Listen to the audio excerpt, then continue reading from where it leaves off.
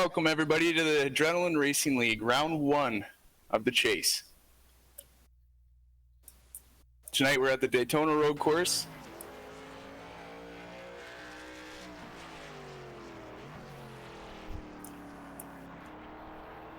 Having a problem with my standings loading up here. Alright, while he gets that sorted out, yes, we are at the Daytona road course, as he already mentioned. It'll be a fun track. See if I can get the track info up here, let you guys see exactly what we're looking at.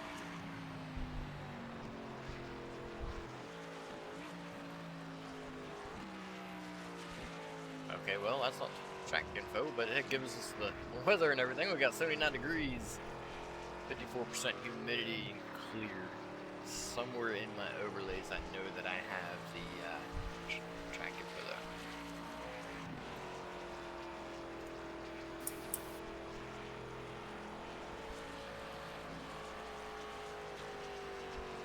There we go. Okay, got everything open here. We're good now.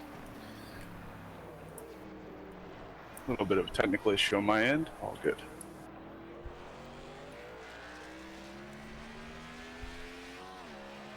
So as right now we have Austin Gretorix out on the track from the UK. Gretorix, yeah, made it in. Made it in last week.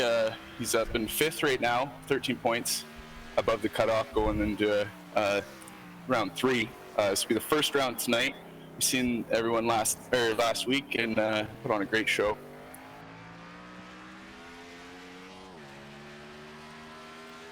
So tonight is actually going to be the first time that the Adrenaline Racing League has ever been on this road course.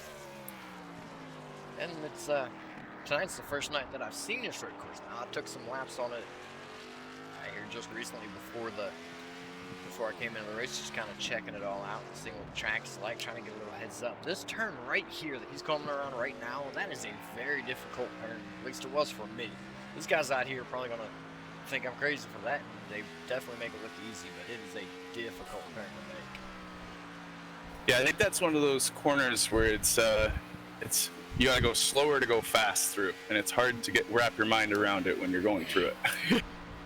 Exactly, and it's almost like it sneaks up on you, and it's tight, and then it's one of the few left turns, which is turns that I should be used to. I should be able to run. I generally run ovals. I don't usually run road courses, but for some reason that one still gets me every time. Right turns I seem to do okay on in this track. I personally have never ran the road course on Daytona. I ran the Roval a few times. It's a bit similar, in my opinion, just the way it runs in a few of the different corners. A lot of patience involved almost on every single corner tonight at this track. Lots of flat areas and transfers. So, too much throttle can get you really quickly on these surfaces. Yeah, absolutely. And then so far we've got 6 cars taking time. It's Matt Dyer up to the top.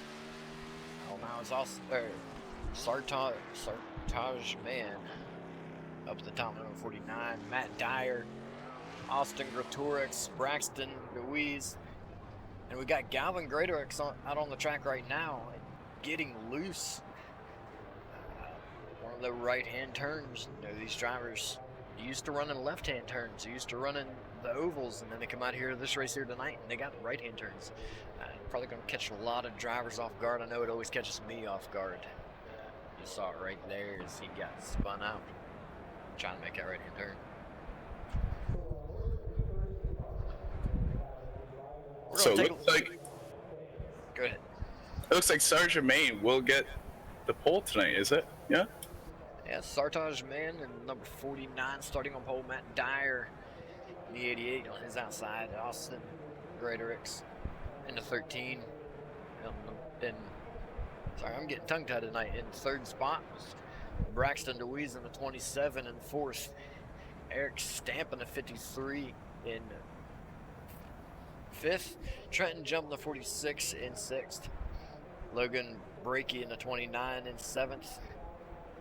Bronson Stafford in 61 and 8th. Robert Kenny in the 34 and 9th. And Calvin Greddicks in the 98, rounding out the top 10. But Derek, take through the rest of the rundown. We got Tom Bourne in 11th place and Evan Coleman in 12th place. Nick Massey is in the 13th spot. Alex Walter will be in the 14th spot. 15th spot will be Spencer Hardison. 16th spot will be Tyler Stooksbury. 17th will be Jacob Grant. 18th will be Braxton Packard. 19th will be Caleb Smith. And 20th place will be Tanner Johnson. And then rounding out the field tonight will be Matthew Rodriguez in the 6th. Alright, and we're getting gridded up right now and getting ready to roll out on the track. Sarto's man will be taking point here tonight. So everybody's waiting to get gridded up. Look at that beautiful Porsche pace car that they have for tonight. Nice little addition iRacing has implemented. Is we don't just have our standard truck and standard plain white pace car. We also have these nice cars like the Porsche. It's a nice little addition, I think, to iRacing. Definitely want to be taking note. I think tonight, Austin Gretorix, he's new to the oval side of things. He's definitely been doing a great job on his first season there on the oval side of things, but he's definitely home tonight. So he's going to be looking to get a really good finish tonight on those road courses. The left and rights, I'll be keeping an eye on him to be there at the end. I know this is where he comes from, and it showed tonight when put it on third in a row. So it's awesome. Yeah, you're doing absolutely fantastic job so far. Already in qualifying out here. Got a great starting point. Fantastic background. Good chance that'll lead him up towards the front here tonight.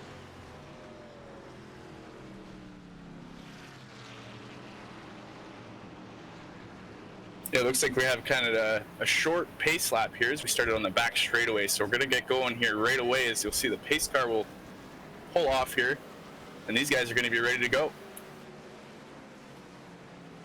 A Sergeant Man in the 49 will take us to the green flag on lap 1. Everyone got the front straightaway, diving into the first turn. This is right after the standard pit road that everybody's used to seeing at Daytona. Diving in, coming around the first left hand. Doing a little bit of somewhat of a dog leg right there.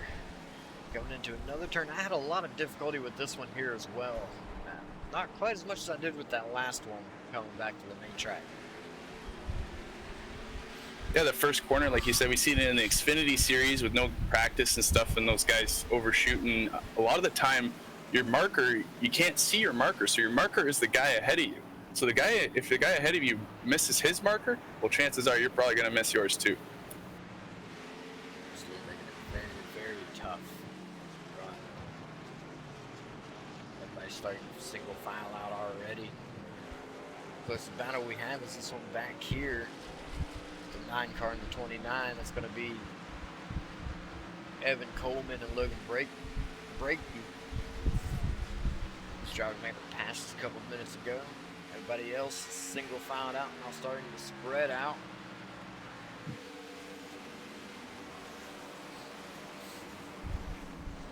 It's a long way around this track, and drivers not quite completed one lap yet. Remember, Daytona's already a 2 mile or 2.1 mile track or something along those lines.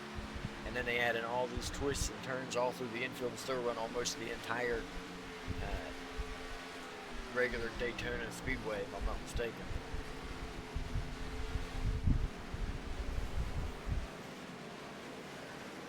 So you come through that tight chicane up what is the back straightaway of the original racetrack.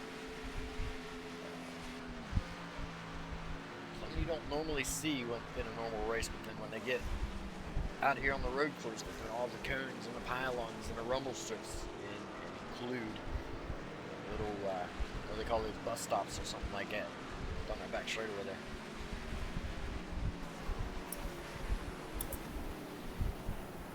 Yeah, it looks like Matt Dyer's going to fall in line here. He's maintaining pace on the leader. He's losing a little bit on some corners and gaining it back on a couple corners. So it just shows you some guys are, better at this end of the track than that guy is at that end. And it all depends on where you end up at the start-finish line, though.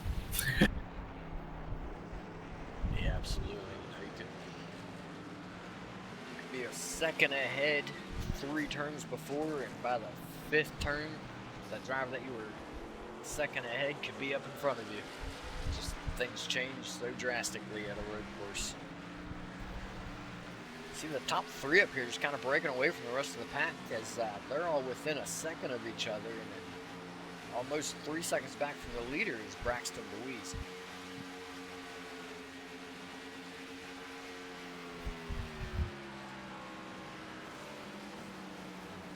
There's Braxton there.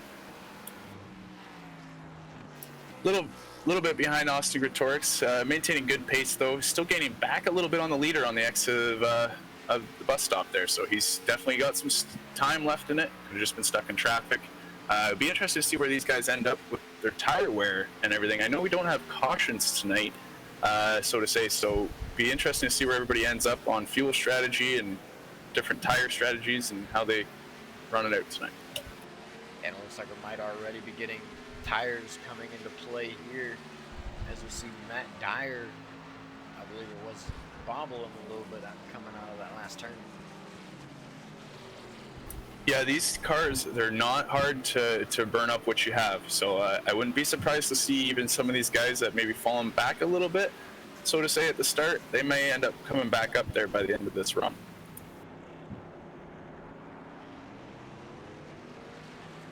Be interesting to see how many of those drivers are back there right now as they sit back and saving their tires and maybe trying a little fuel conservation to possibly run longer.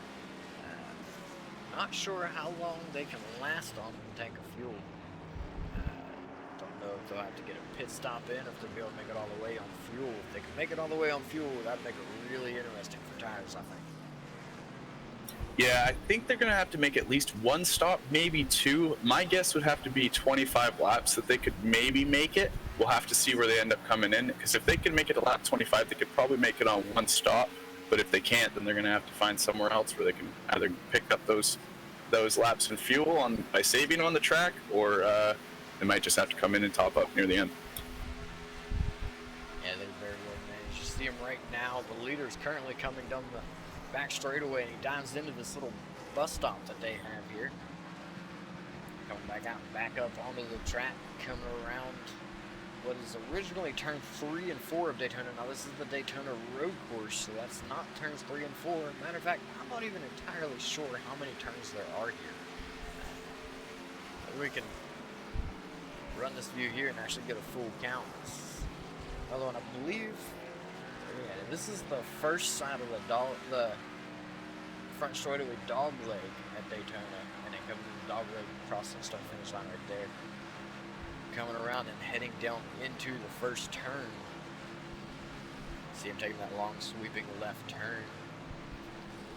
A little bit of a chicane right here. Hooks to the right, hooks back left. They can almost get that one there straight. They come down and make this hard, almost hairpin turn, right turn. Remind you, these cars are not made for right turns, so that's a tough turn in these cars to make. As we aren't driving oval cars out here on a road course. Coming into that kind of light left-hand turn, right back into another long sweeping right-hand turn. Makes a hairpin shape, not quite a hairpin, a little bit easier to make. Coming back down into that really difficult turn. Turn almost sneaks up on you. Seeing the cut have to slow way down from the speed that they were carrying in. Coming back out and around and sweeping back up onto the main racetrack. Come back around what is 1 and 2 of the original racetrack. Now, mind you, they came into the infield right after the start-finish line, ran all that way, and didn't touch, and touched back to the racing surface. If I'm not mistaken, less than 100 feet from where they left the original Daytona track. Yeah, so basically it's almost still completing a full lap around the actual oval side of things, besides that part that you were talking about, and then obviously the bus stop on the back straightaway where they have to go down. But besides that, compared to the Charlotte Roval, there's, that only uses, like, on average, I'd say probably like what, a third maybe of the track. This road course does have, I'd say, about 95% of the actual Daytona surface on it. Absolutely, I'd have to agree. It's already a long way around this track. Just running the original oval, and then you add in all the rest of it, it becomes something totally different. Looks like we have Braxton Packard showing up on my overlay that he wrecks. If we can get back and take a look at him, take a look at that.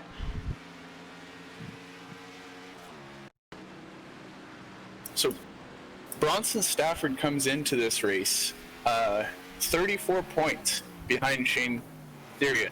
But Therian is not in tonight's race. And he will have to start next week at Darlington to advance to the round of 8. So he did win last week. So technically he does have that spot locked in. All he has to do is just start the race next week, and he will be advancing to the next round. So these guys are going to be going all at it tonight. Also, first night that not the first night they've been to a road course, but no active driver in the field right now has actually won a race on a road course.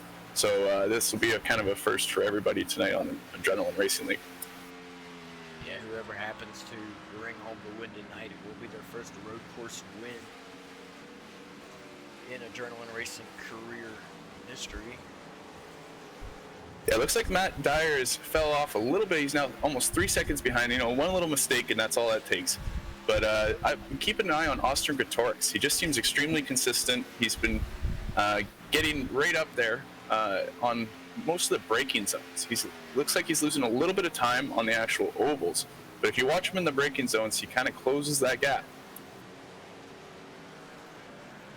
He's closing that gap quite a bit, actually. At one point in time, he was about a second and a half back. Now he's just under a second. And it might not sound like very much, but in the world of racing, it's quite a bit. Looking at him here, you say, okay, well, there's a gap there that's only 1 second. But you got to remember, most of the time in a race, you're only going to be about a 10th difference in pace. So to have a gap like that in only 6 laps, that comes with a long track, that comes with a lot of turns, comes with a lot of speed out of one car. Yeah, exactly, and a lot of consistency too, because one mistake and that's all it takes to fall 2 or 3 seconds off the pace from where the leader is, and you may not ever have a chance to get that back again, just if the leader stays consistent and hits all of his marks. Yeah, absolutely. And you see there, after coming around that last lap, they were at this point in time on the track, these two were almost a full second apart, and now Austin Gretorix is just over half a second at 0.69 seconds roundabout. Yeah, we'll see where they end up here at the start-finish line again, because I do think Mann is getting more speed after this corner, and he seems to be pulling out a little bit, as it looks like Gretorix got straight on his rear bumper there. Now he's there, so he's going to have the draft. He's going to be able to make a move here going into the last bus stop there. Huge gain on Mann out of that last bus stop right there.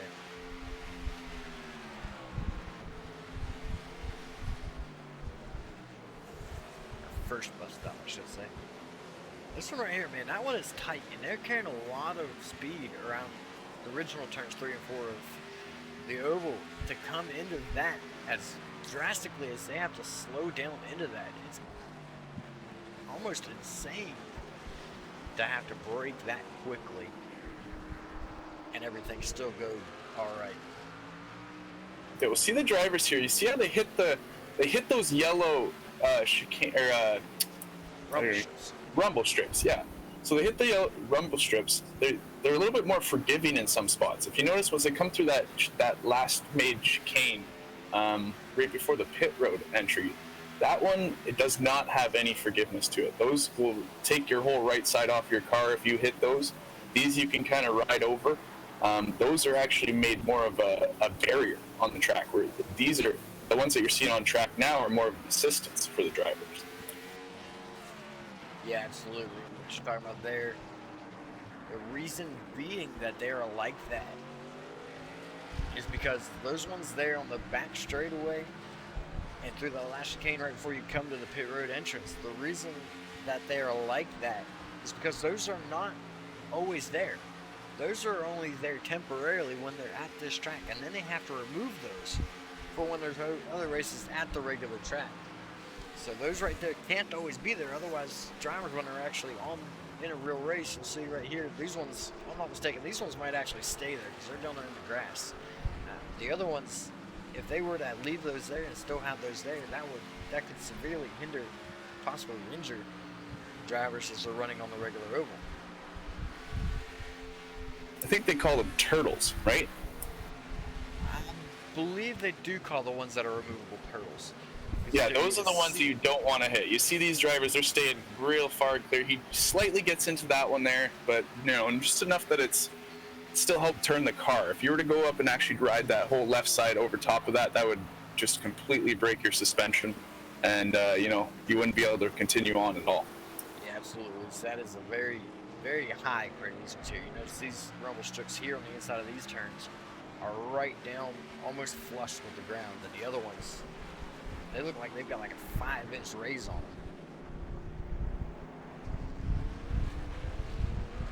Yeah, and they almost remind you, once you do get up on top of them, they almost remind you of I don't know if you've ever been to Myrtle Beach Speedway, but they have the turtles in the turn 1 and 2, and that's what it reminds me of. If you hit those the wrong way, it'll just rip the left front off your car, and it's the same kind of idea with those turtles as well.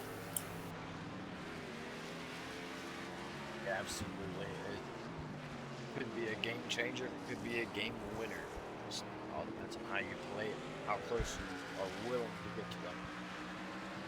Looks like Gretorix he's there, and it looks like he may have the speed to get by. It looks like he's almost just maybe waiting or / pressuring Sarge Germain into making a mistake. We'll see what happens here if he gets a little bit more aggressive with it, but he just kind of got up to him a few times and, just let him know he's there.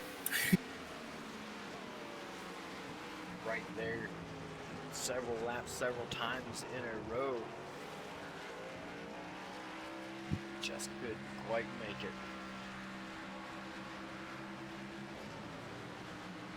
See right there, the gap has actually grown all the way back to 0.8 seconds. Sartaz's man is just holding out, staying consistent, staying steady. On back about another 3 seconds from Gretorix is Luis. Yeah, Braxton been kind of holding that same spot. He fell back to that point, and then he fell back a little bit. Now he's getting back up there a bit. He's been kind of holding that same position, so it'll be interesting to see where he ends up on the long run with the tire wear, because he could have something for him, or he might just be hanging on right now as is. Very well could. You see right there, it actually looks as though he gained a lot of ground looking at them from the blimp. However, if you look at the time and the scoring, he's not really gained a whole lot of ground on them at all. It's crazy how much of a difference it makes in speed as to what that gap actually is. When they're coming down, you gotta remember, everybody's got to get on the brakes right around the same area. Everybody's got to get back on the gas right around the same area. Now, that's going to vary a little bit from driver to driver, but when Sartog's man and Austin Gretorix get out on the main speedway and they take off, they're going to increase that gap between them and Deweese, while Deweese is still trying to get back onto that track, the main track, and get back up to speed. And then when they come back in, they're going to break a lot sooner than what Deweese will, because Deweese is further back behind them. It's going to make that gap look like it shrinks. So you notice here, when we're back out on the main track, we don't even see Sartog's man and Gretorix until right there, where they had to get back on the brakes and slow back down under the bus stop. That's another really interesting factor when it comes to the gap by time. That time might be 3 seconds at 1,000 feet, and it might be 3 seconds at 100 feet. just all depends on where you're at on the track. Yeah, it looks like Braxton's almost closed in a whole second as we complete this lap. We've been riding on board with Braxton for this whole lap. That was a quick lap to see too as well. He closed in a whole second there on the leaders.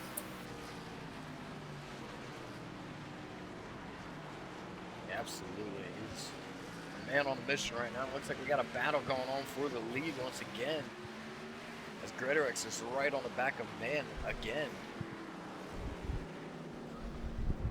Man is not giving him that lane. He's going to make Gretorix go around if he wants that spot. Gretorix is there, but he's got to find a spot where he can get out of his lane and still maintain the speed. Either that or hope that he can push him into mistake. As he sticks his nose in there, it looks like he may have a run on him. Right there on his bumper, just waiting to pounce. Now, another very noteworthy thing I just noticed, Nick Massey had a rough night tonight as he's out of the now scored off the track 6 laps down. He missed last week's race and came into tonight's race 26 points below the cutoff, so that definitely is not looking good for his chances at going into the next round, going into Darlington next week. So unfortunate for Massey, but that tough break. He was definitely a favorite to win tonight as well.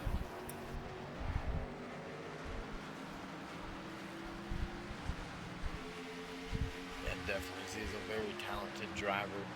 Just not quite able to get it done tonight. Looks like Gretorix is there. Oh, they make contact over the turtles. Sergeant Man, they're together. And that is honestly going to hurt Gretorix more than anybody. You can see it on his front end. I don't know if that car is going to maintain the speed it's been maintaining. He's got a lot of front end damage from getting up onto those turtles like we were talking about earlier. Yeah, absolutely. That was a very rough hit. I'm impressed he was able to hold on to it like he did. His car stood almost straight up in the air and then back down on all fours. Notice who's right behind them now after that incident. Deweese is right back up there, and Gretorix is getting his shot underneath of Man and is now able to make the pass and really be able to hold it when they get back to the main track where the aerodynamics are really going to come into play. Yeah, this is going to be interesting to see how they get around him here. It looks like his car's fine turning through those S's, so that's good to see. It doesn't look like it's going to affect him where it really matters the most, but it could affect his aerodynamics slightly going down the big straightaway. It absolutely could, and I've run several races at Daytona, and I know how easy it is to get a little bit of aerodynamic damage and lose 3 or 4 seconds a lap with aerodynamic damage. So this could be a drastic change here in Gretorix's race. Looks like he's pulling away from Braxton as Braxton finally gets by Sergeant Man to get that second place spot. We'll see if Braxton has more than Gretorix has though here, because he's got that damage and he's got that draft. I think Braxton's got that long range speed, so he's got the tires to do so. We'll see if he can get back up there and get by Austin. Yeah, be very interested to see. Still, he's got around Man as well. It does look as though Man received more damage than what Deweese did. As soon as they were able to get to the main oval of Daytona, Deweese just went right around Man like Man was sitting still. Yeah, right now with the way the tires are and, 12 laps into this run, I don't know if we're going to see the damage matter as much right now, but when we see them go out there on the new tires, that's where we're really going to see the advantage. Even though they only have that small straightaway, well, it's a huge straightaway, but compared to the rest of the track, that'll still make up for quite a lot of time. Yeah, absolutely. As we see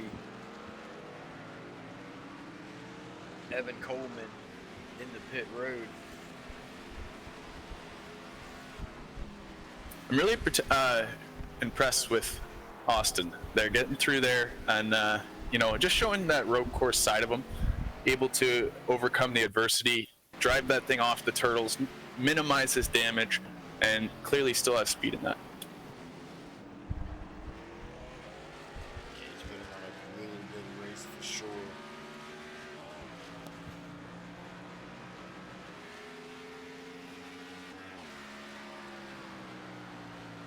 even with a tore up car and aerodynamic disadvantage, he is still putting on a good race. Only losing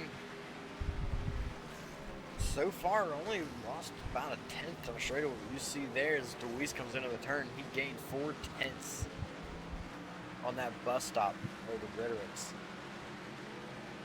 Yeah, I think Braxton was trying to manage get around him, so he was, a little bit held up there himself when he had some clean track. Now he's got wide open track, so we're definitely see him close that gap on that damaged 13 car. We'll see if he can get there though, because I do think Austin is really good through the infield section of the track. So if he could make that ground back up, then he might be okay.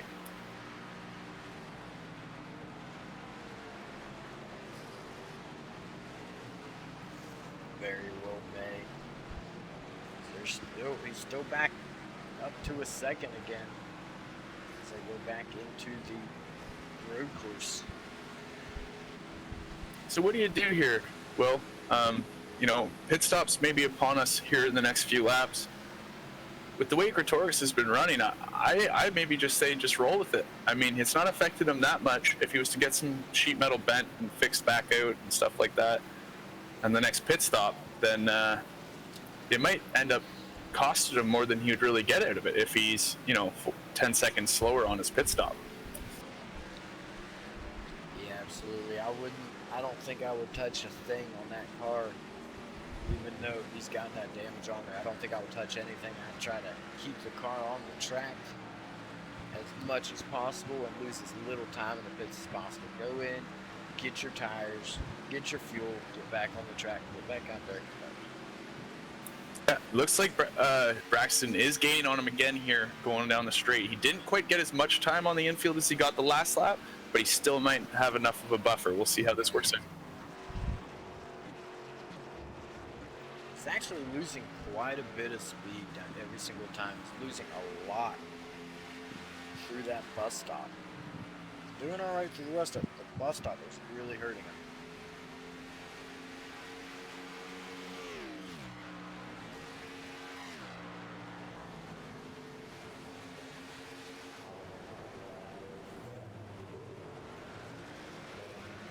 Looks like Braxton is there. He's going to get a run on the high side across the start-finish line. We'll see if he can lead that lap.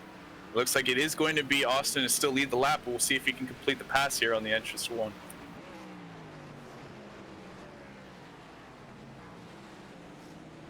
Whoa! Getting really loose and really wide through that turn right there. That hurt him drastically as Deweese was able to make that pass. Oh, it gets into Braxton, slightly pushes Braxton up the track. He's going to have some open racetrack. Just a slight bump right there. Something else to think about. Those bumps and those bobbles, that's really going to hurt their tires quite a lot.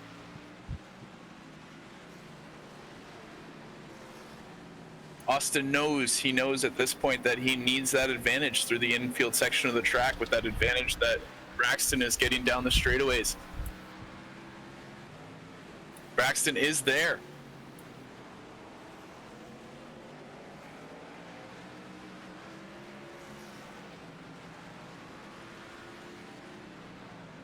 Getting heated for the leads. Drivers going back and forth. Gretorix with a lot of front end damage. Deweese showing a lot of speed and a lot of skill. Coming in behind him, getting ready to look inside of him.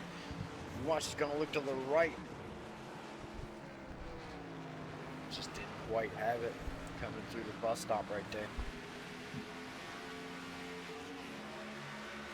Yeah, it looked like he was going to definitely be able to get in there on his inside. I think he gave the braking spot back to Austin and had to fall back in line a bit there. These guys are going to be on worn tires now at this point. They're just hanging on. Yeah, absolutely. Speaking of worn tires, Sardaj man is falling back after leading so much of this in the early goings, has fallen all the way back 2 seconds from this battle for the lead. Deweese looked to the outside of Gretorix, was not quite able to make the stick.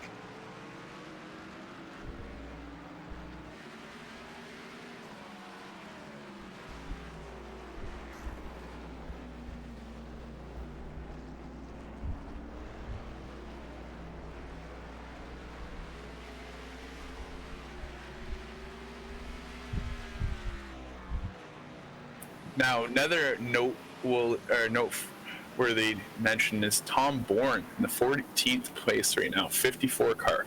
He's only 6 points above the cutoff right now, so this is going to be huge for him tonight. He's going to have to minimize his losses here. I do think he's on pit lane right now, though, is he? Who? Tom Bourne in the 54. Now we're following along with him right now. Oh, sorry. And, okay. Black and pick number 54 back to 14th. Oh, ticker was frozen there. I guess it's because it's over. Yeah, it's over a minute now. That's why it's only updating the second interval. That's what was going on there. Yeah. And with that, we're gonna step away and take a quick break. Right back to you here live from the Daytona Road Course, virtual Daytona Road Course on SR TV.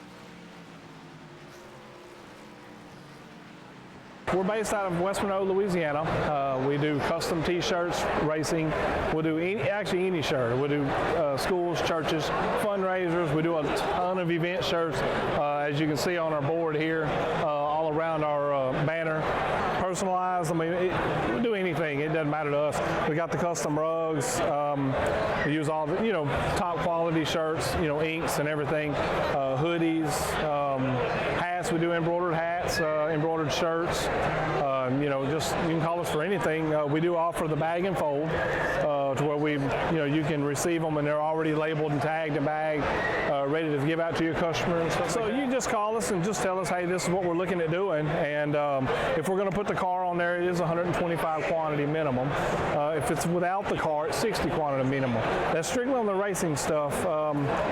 If it's a business or something, if you race on Texas shirts, it's a little bit differently. You can call us. It just depends on your quantity and ink colors. Everything is hand drawn. I mean, everything. We don't Photoshop anything onto a shirt or anything like that. Everything that we go through, everything is drawn, and which is the reason for the art fees.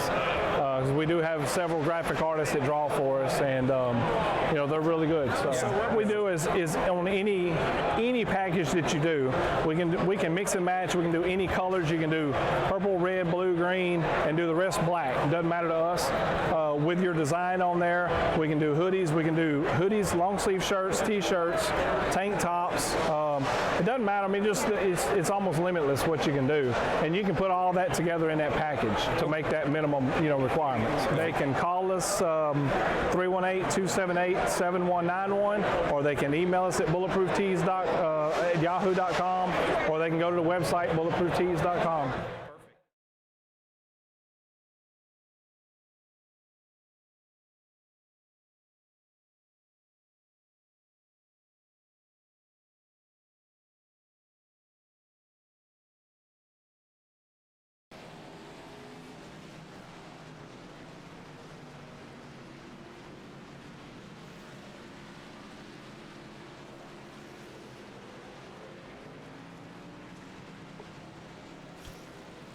Looks like we got a caution here as we come back. Competition caution on lap 15. It looks like Austin is backing down pit lane. So it looks like he's going to have that damage fixed. He's going to get that damage looked at. But this is going to cause another whole challenge from here because he's going to have to go back through the field, I believe. Oh, it's a penalty on pit road, was it? I'm not really sure. I'm looking now, just looking at my overlays, and I had said Austin Gretorix. Out of fuel, maybe. It looks like, maybe his engine. I don't know. No, it looks like he's getting some help back towards pit road there from the 61.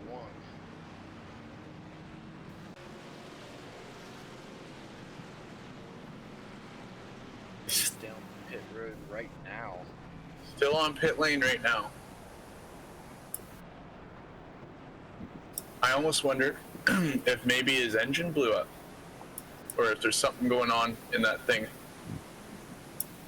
Very well could have. See if I can go back a little bit further and possibly get an in-car shot. And still up there, right there. It looks like that's where it happened, right there. Let's fall back here. Watch from here, see if we can get exactly what's going on. See from here and take a look at its gauges.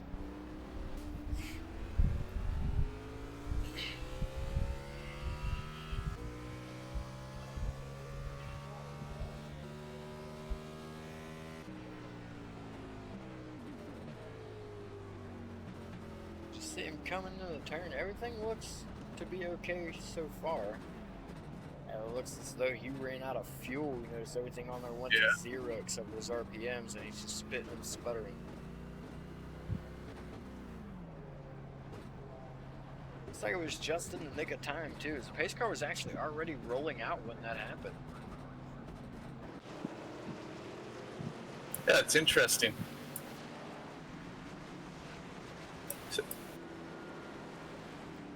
I'm not sure what's going on there, but they just sent Sartar's man up in front of Braxton Luis.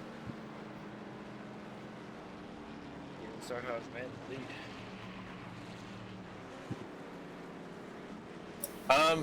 I think they were going into pit stops when we checked out that replay. So I think maybe Sartarman, maybe he got that spot on pit lane back.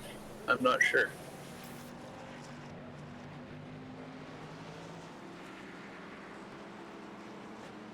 So fuel is going to be very important here by the looks of it in this event tonight. Does indeed look like it's going to play a very key factor in this race.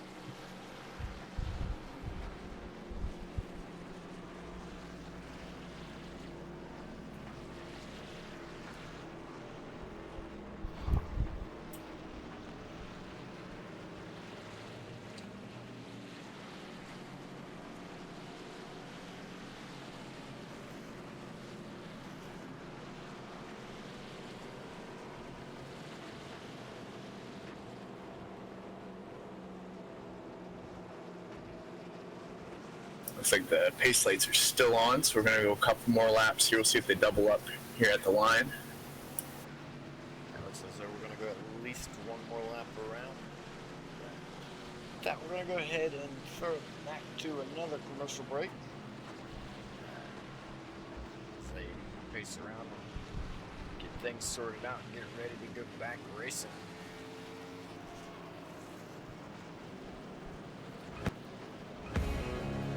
They say everything is bigger. These guys down in Texas aren't messing around. This feature race will separate the boys from the men, the girls from the ladies. Can you handle racing 300 laps for $25,000? It's not as easy as you think. We don't stop to tow those too weak. We just push them out of the way. We don't run 20 laps. We run 300 each night. We don't care about what you and your boys have under the hood. Bring all you got. Don't be scared. Call my Cowboy Jack today to get signed up. It all goes down on October 2nd and 3rd in Mesquite, Texas, just outside of Dallas. Kenny Wallace is coming back this year to try again. You don't have excuses. Go to LoneStar600.com now.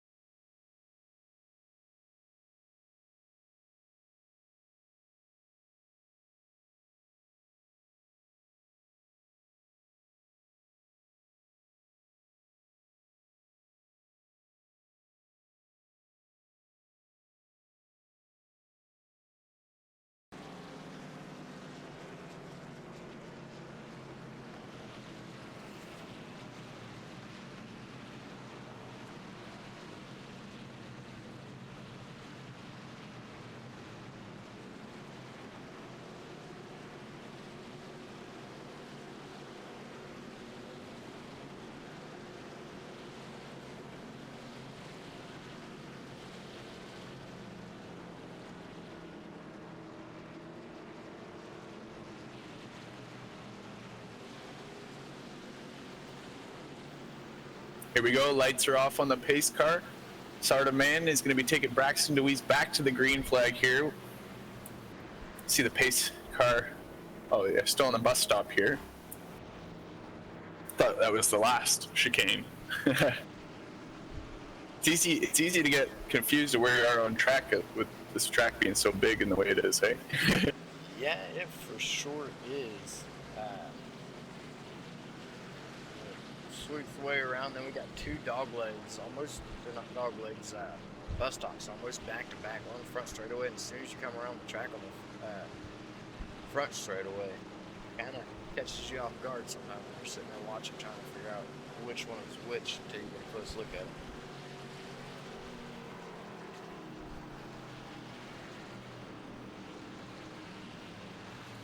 '49 car got a little bit more damage on that back end than I originally seen, but I don't think that's going to be anything that really affects him here tonight.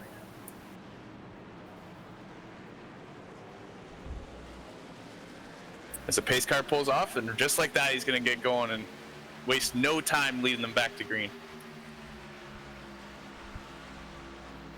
Just moving right straight down the line, sometimes man after leading almost 2/3 of the laps that we've run so far, back out front, just taking off with it.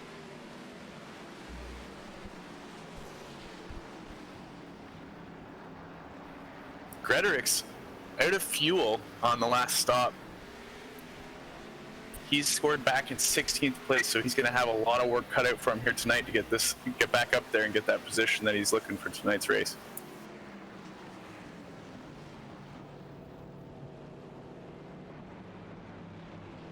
Looks like Caleb Smith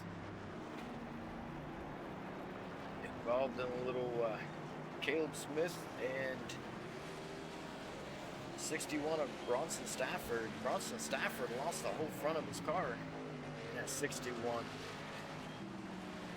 Yeah, Bronson Stafford is definitely looking banged up there, that's for sure. There you go, as we get a look at the replay here. Not sure what happened. There's several cars going off the track right there. Let's see if we can get back a little further and get another look at it here.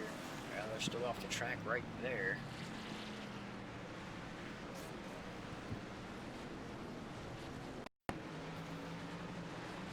Not real sure when those guys went off the track. You see the 6 car come around one of those left-hand turns there and spins out right along with them.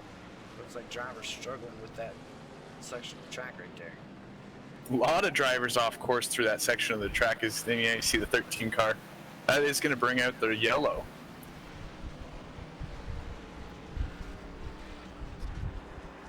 So I have another yellow flag here.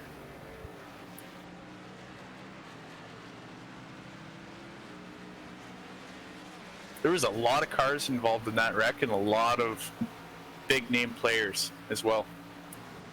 Bronson Stafford being one.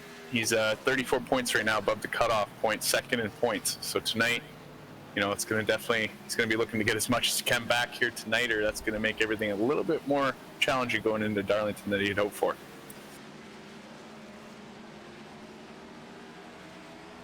Darlington, a race you won't want to miss. Darlington always puts on a fantastic show. I've produced one broadcast there so far in my time as a broadcaster, and it was one exciting race. I was up on my toes, almost forgot to switch cameras watching the race because I got so into the race, forgot what I was supposed to be doing.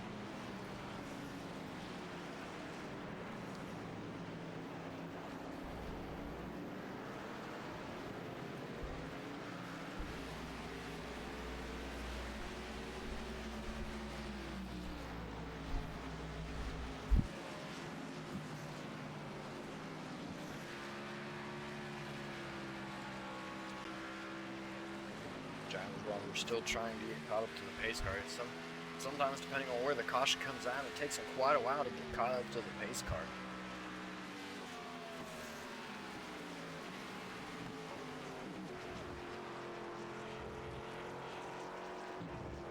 Yeah, they're still trying to catch the pace car. Almost maintain race pace at this point. So it's Still got a little bit to go here to catch the pace car. The field's got quite a bit to go to catch up to the 49 car here as well.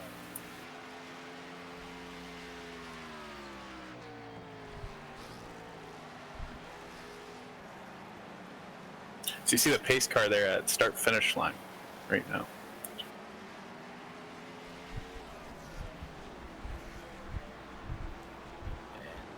And our race leader heading down pit road, so is second, third, fourth, fifth. Everybody in the top 5 just headed straight for pit road. Looks like everybody else is as well. Looks like everybody coming down for a pit stop. So they're just getting into their pit stall, and the 49 is pulling out. That's how much of an advantage he had going into that pit lane there. Braxton right behind him now on the pit exit.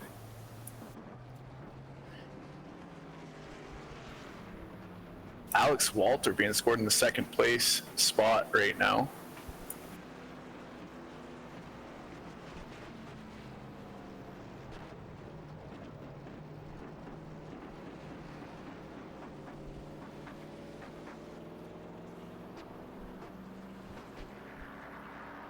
Grederick's now still in 13th place.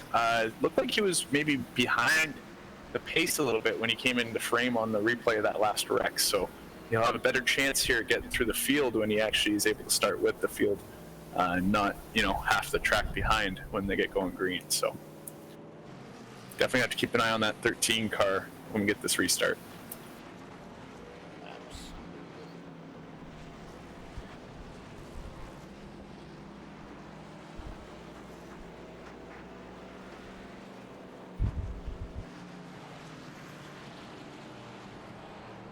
Trying to get caught back up to the pace car still.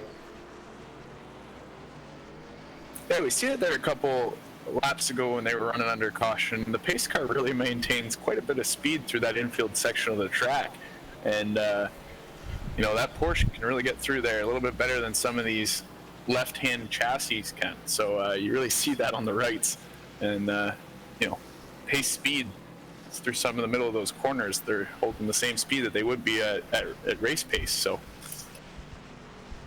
sometimes see the pacing faster if the pace car is moving faster than what they're moving through the turns.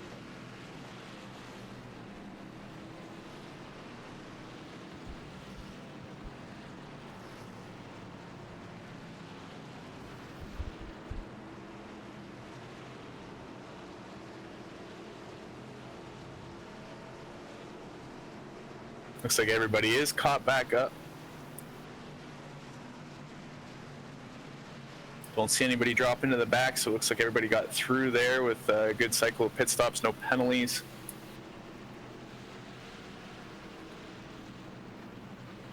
Question is now just under 30 to go.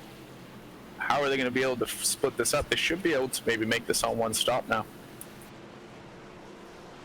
It's going to be tight, but I do believe they're going to be able to.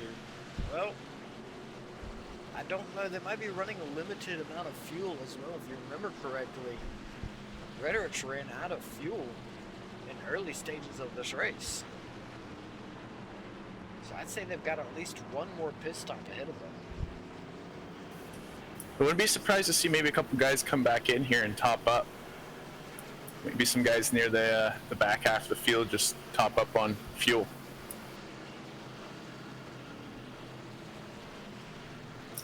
Even under pace laps, I imagine they're still burning up quite a bit of fuel to get around this place. So it's a long, long track. It's definitely a very long track.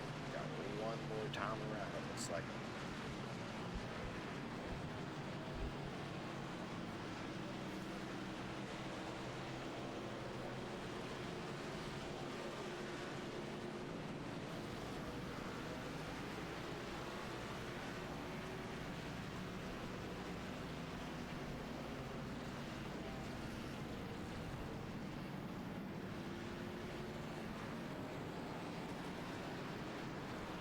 We've seen it when we came here in real life for the first Roval race, and we also seen it a couple weeks ago here when the NASCARs were here. They kind of, on the pace laps, they missed the last chicane and bus stop.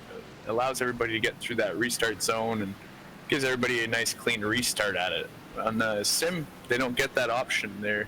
Some of these guys are having to restart right in the middle of the chicane, and it's causing, the leaders are getting out a little bit further, and they definitely have an advantage coming off onto that straightaway to get going. Yeah, that creates a huge advantage, actually. The leaders are already out there, they're already on the split line, they're just able to go. These other drivers out here are trying to get out of a very sharp, very tight position on the track.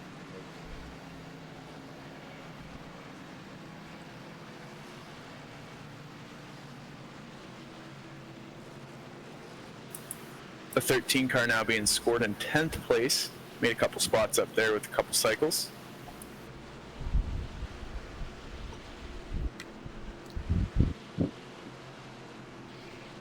So definitely some stuff to overcome here for the favorites coming in. Obviously, Massey being out, he's out right now, and Gretarix has got a lot ahead of him here tonight. I do think he's got a lot of that damage cleaned up now at this point, so he might be able to run a little bit better if he does get that opportunity, but he's got a lot of work cut out for him here.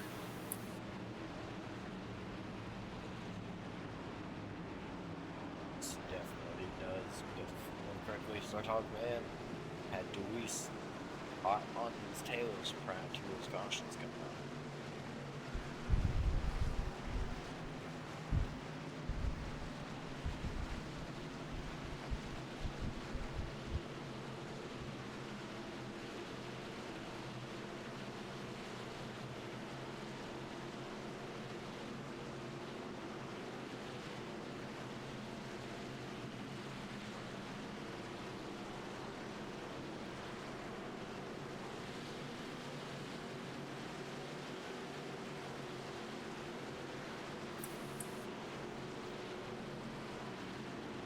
Ready to go green. Now Sartaj Man on point. Braxton Louise to his right. Green flag is out. They're back green. Back racing. Braxton's there going into the entrance at 1-0 as Sergeant Man just gets on the brakes a little early, and Braxton was not expected, as now Braxton's going to get turned. Everyone seems to check up and get through. The 61 car, Bronson Stafford, gets spun around. Looks like we are going to have another caution flag. Let's see if we can get another look at this one really quickly, as we're still just under halfway out here.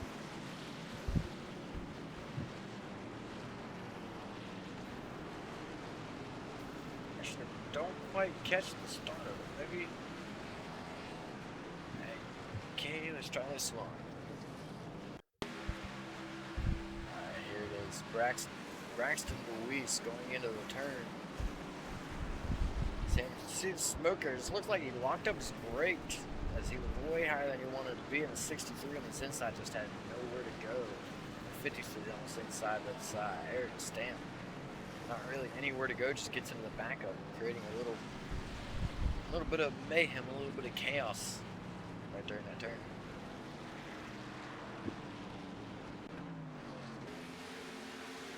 Bronson Stafford not having a good night tonight. Surprised that thing's still rolling, actually. Still going to have a chance here to get some spots back tonight. And with the way it looks like, it's still anybody's race. 13th car of Austin Gretarix got up 6 spots through that wreck. Cease parted, and he found a hole, went with it, and now look who's right back in this thing.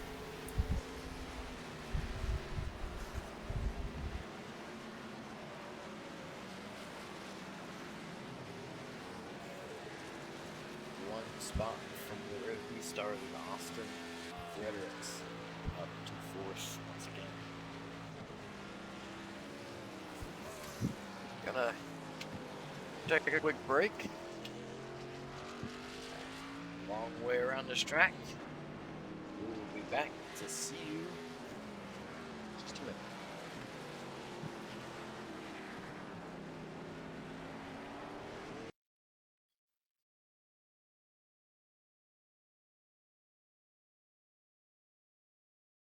ETE Reman is the world's best remanufacturer of transmissions for import and domestic cars and trucks.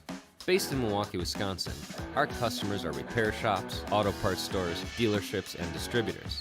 And with 6 nationwide warehouses, we're where and when you need us. So when you're looking for a transmission that is like new, only better, instill confidence and install ETE Reman.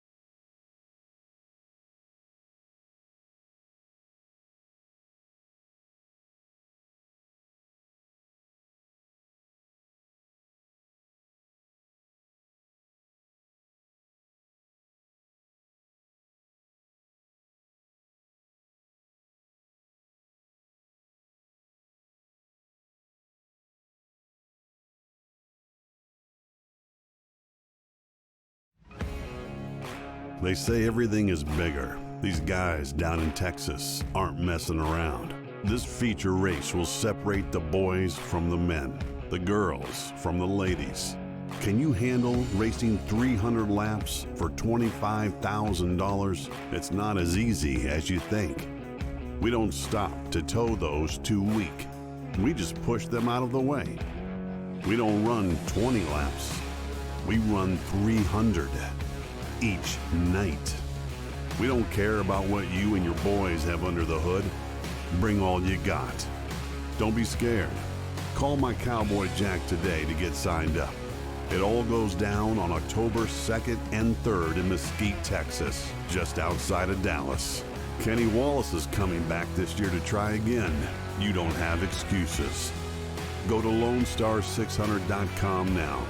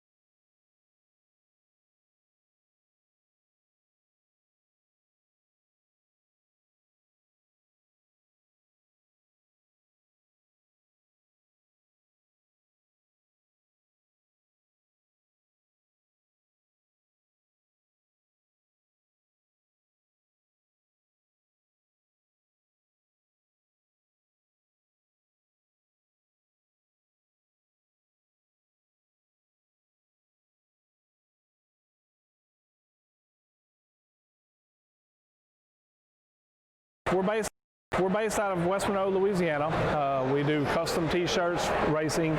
We'll do any shirt. We'll do schools, churches, fundraisers. We do a ton of event shirts, as you can see on our board here, all around our banner. Personalized. I mean, we do anything. It doesn't matter to us. We got the custom rugs. We use all the, top quality shirts, inks and everything, hoodies, hats. We do embroidered hats, embroidered shirts. Just you can call us for anything. We do offer the bag and fold to where you can receive them and they're already labeled and tagged and bagged, ready to give out to your customers. So you just call us and just tell us, hey, this is what we're looking at doing, and if we're going to put the car on there, it is 125 quantity minimum. If it's without the car, it's 60 quantity minimum. That's strictly on the racing stuff. If it's a business or something, if you race on Texas shirts, it's a little bit differently. You can call us. It just depends on your quantity and ink color. Everything is hand drawn. I mean, everything. We don't Photoshop anything onto a shirt or anything like that. Everything that we go through, everything is drawn. And which is the reason for the art fees. 'Cause we do have several graphic artists that draw for us, and you know, they're really good. So what we do is on any package that you do, we can mix and match. We can do any colors. You can do purple, red, blue, green, and do the rest black. It doesn't matter to us. With your design on there, we can do hoodies. We can do hoodies, long sleeve shirts, t-shirts, tank tops. It doesn't matter. I mean, just it's almost limitless what you can do, and you can put all that together in that package to make that minimum, you know, requirements. They can call us 318-278-7191, or they can email us at bulletprooftees@yahoo.com, or they can go to the website bulletprooftees.com.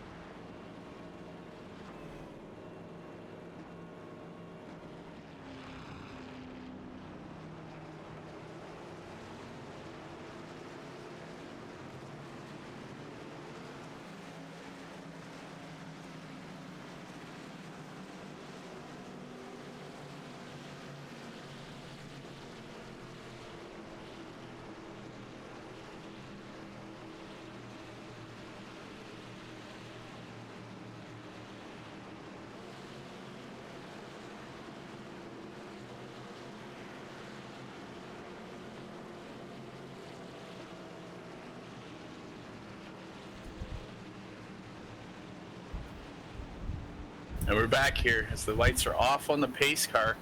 Lead has changed to seeing the leaders come down pit road. Leader now Evan Coleman in the 9. It's going to be really interesting to see how these guys get through turn 1 and 2. As the 9 wastes no time, he's going to bring them to the start. 46 car Trenton Jump's going to get down on the bottom and get in line. We'll see how these guys get through turn 1 here.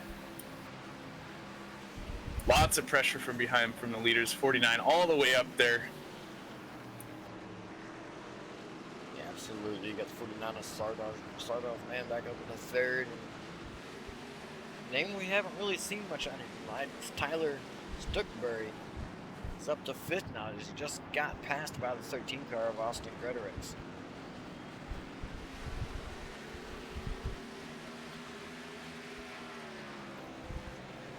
Braxton, after that last problem, all the way back in 16th spot. He's going to have a lot to work through here tonight. It's going to go on through the rest of this race.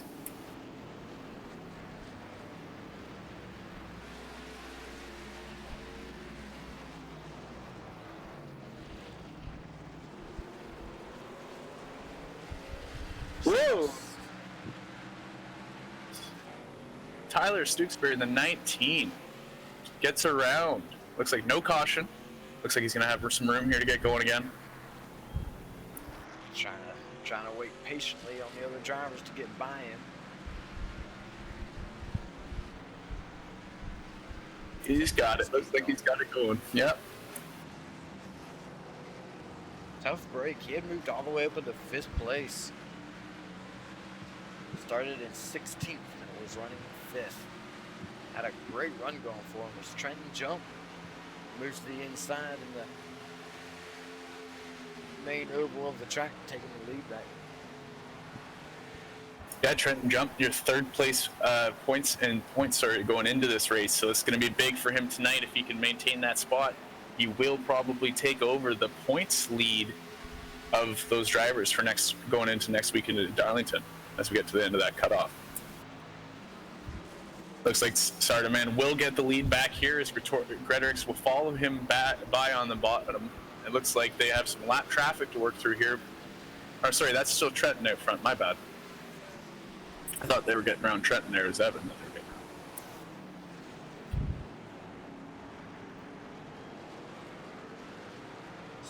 Man, Master Gretorix back up into second and third, and they're going to make a run on Trenton Jump. So they're running through the center of the infield right now. Getting a great run. Tagging up nose to tail. Look, damage on both those cars and still moving through this field. Those guys got the battle wins tonight and still side by side on the track, not giving an inch.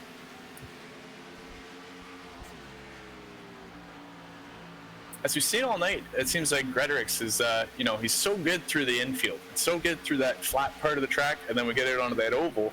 I don't know if it's so much more of the damage, as Sergeant Man also has some damage as well. I just think, he's that much better at the infield portion of the track as the other guys kind of even out a little bit on the actual Daytona track part of the course.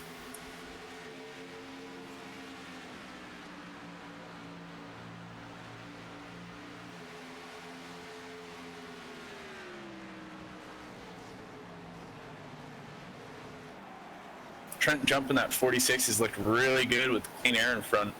He's been able to hold his ground, and he's not losing very much time at all to the second place car. He's not doing a great job at maintaining, just staying up here ahead of a stout field that has led, been top two most of this race. He's able to keep them back behind him. How about that blue and white car? That car is extremely clean looking still, and he's been right in the eye of storm for everything tonight and done a great job not to hit anything at all. You wouldn't know that, he had seen any wrecks tonight, let alone going through 3 or 4. Really good job there for the 46.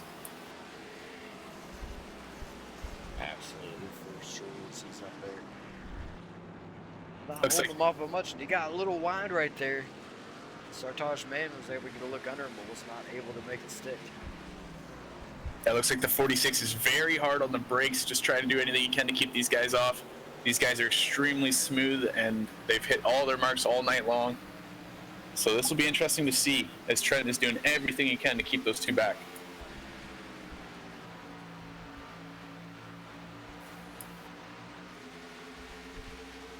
Eric Stamp now also in the 53 looking into the top 5. He's got the 5th place spot. He's sitting in 4th in points right now as well. So great points night so far here going for Trenton Jump and Eric Stamp.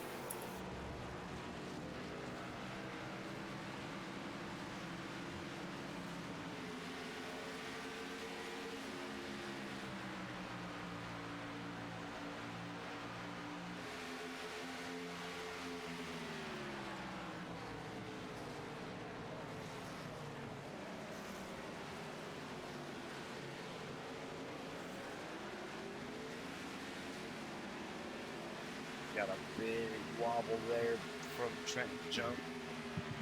Coming out of that last dog leg back to the start-finish line. That's going to hurt his tires in the long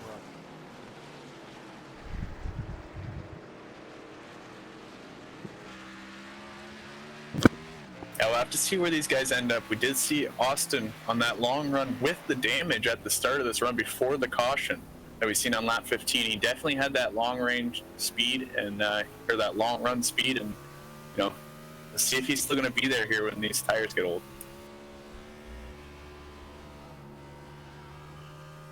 We keep an eye on these guys, and they're braking pretty hard in a couple zones, and you watch the 13, he's really smooth. He's not burning up those rubber as fast as these guys are. It doesn't take very much, just getting into the corner once somewhere a little bit too hard, and you lose a lot of tire off that right front or left front, depending on the corner. That is very, very easy to do. Jarvis putting on a good show there, and running very, very tightly here, just past the midway point in this race.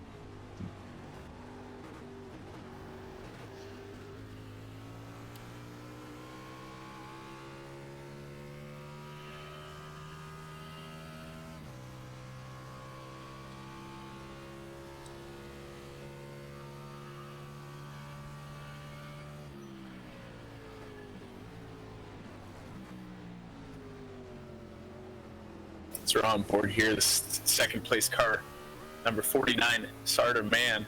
See just how much here guys gain and lose on each corner.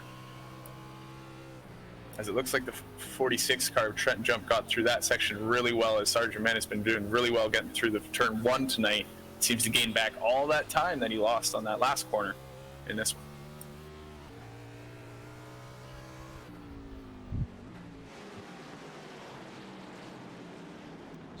Lap around the track with Sartor Man right there.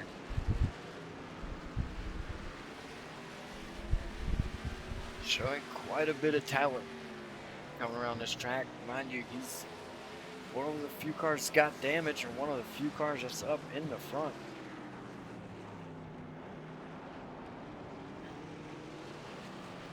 Yeah, those two definitely didn't make it easy on themselves tonight, but they're still up there and getting the job done.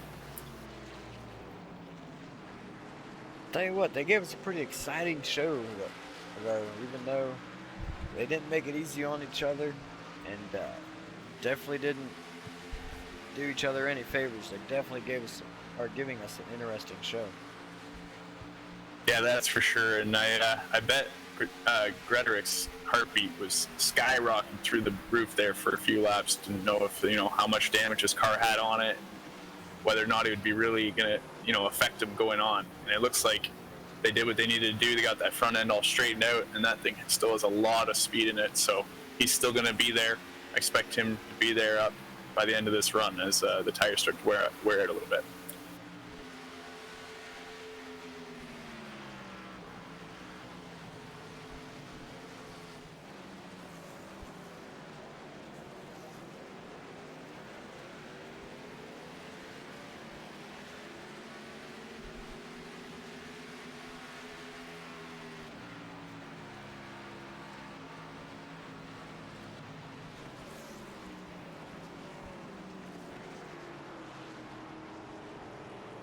Sartor Man just got a really good line through 1 and 2. Kind of got on the brakes a little hard on the apex there, and a little bit of tire smoke. No harm, no foul, as it looks like didn't really lose any time in the process. No harm, no foul right now, but that could be different in the long run, as that's going to hurt his tires down the road. Looks like Gretorix looking to the inside. Didn't quite get it, but definitely made the run there. He's looking to make his way up through these guys now. He's let those tires wear out a little bit, and now it's time for him to pounce. Yeah, Gretorix definitely showed earlier that he's a long-run driver and has a long-run car. He's back up right now, right on the heels of, man, I feel like we're having deja vu right now. I've seen this once before, except this time it's for second.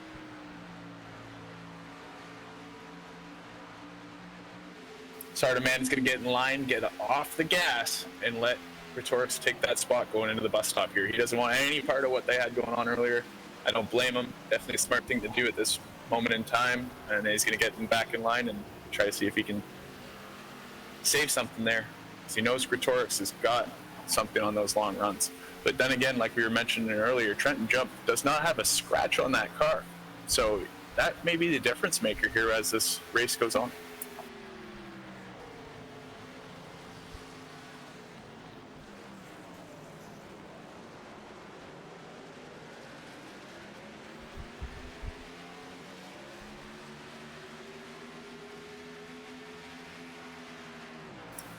At the line, Austin Gretorix is half a second back. We'll see where he is the next time we go by the line.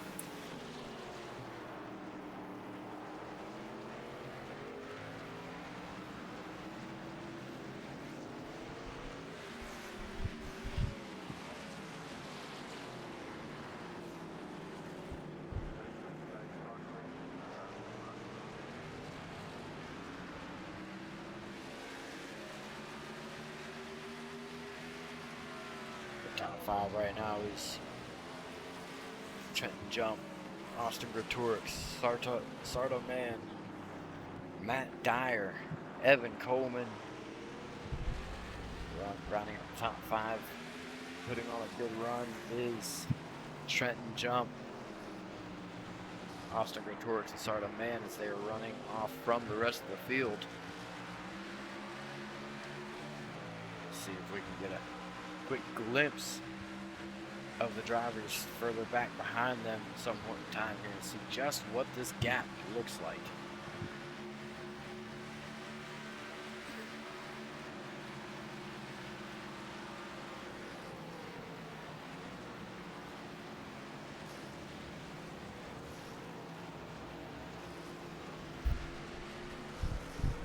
All right, there it is. They're just coming out of the bus stop. Sarda Man, Gretorix, and Jump are heading through turn 3 there. It's about a 5-second gap. Doesn't sound like much, but it is quite a bit. As you can see, they're not even on your screen right here. I think we will have to see at least one more pit stop before the end of this race. But right now, unless we see a caution, I think this one's going to be between these 3. It is my understanding that the 46 was either wrecked or got wrecked by another driver out there. So he actually probably does have a little bit of damage on that car. But it doesn't look like it's anything major. Kind of hard to see it on the car, so I think he's doing all right. He might have got away from whatever happened there without any scratches, as Gretorix is now looking to the inside through that turn of Jump. And he's Who's gonna a give? difficult turn. There they go. Looks like he is going to be able to sneak it in front of Jump, as Jump pushed a little wide right there. Yeah, that is just a section of the track that you could not go too wide, as we've seen there. Somebody had to give going into that section, and it was Trenton Jump that unfortunately had to do so. Absolutely, and that goes right back to what I was saying earlier when I was talking about that section of track. That is a very difficult section of the track to roll through, to be able to get into and get out safely. Of course, I'm not a road course driver, so I'm not real experienced with it. These guys might think I'm absolutely crazy for saying that. That is a very difficult turn, at least it was for me when I was testing out a little bit, trying to get an idea of what these guys are looking at tonight. Yeah, I haven't actually been on there personally, so it's not, I can't speak from much experience. I haven't ran this track yet. But from what I see, it looks like it's just a narrow spot where, it's 3 lanes that kind of go to 1. And there isn't 1.5 there. It's only 1 lane. So 3 guys have to funnel into that one. Yeah, it is pretty tight for sure. As another battle for the lead, Sarda Man gets by Austin Gretorix. But Gretorix is right back there as we're seeing another great battle between these guys.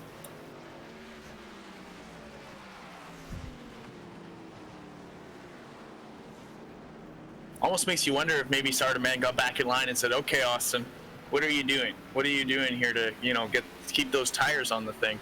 Maybe got back in line and followed him around a couple laps to see what he was doing different.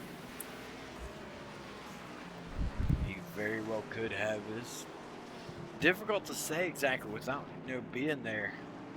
These two have been back and forth all night long, and I am curious to see who will prevail in the end. As we already know, Gretorix is more of a long run driver. As we saw his car come in, he got faster after a long green flag run. Yeah, Sarda Man may have found something there on that long run. Also, too, not having that front end damage. I know it's not much on Gretorix, but still seeing him come through that section. It's not like he's ever losing any time, so I don't think it really is affecting him that much, but it's just so smooth through that section. You know, and I haven't seen any tire smoke all race long from that 13 car. That's a big thing when we get it down to the long runs, like you were mentioning earlier.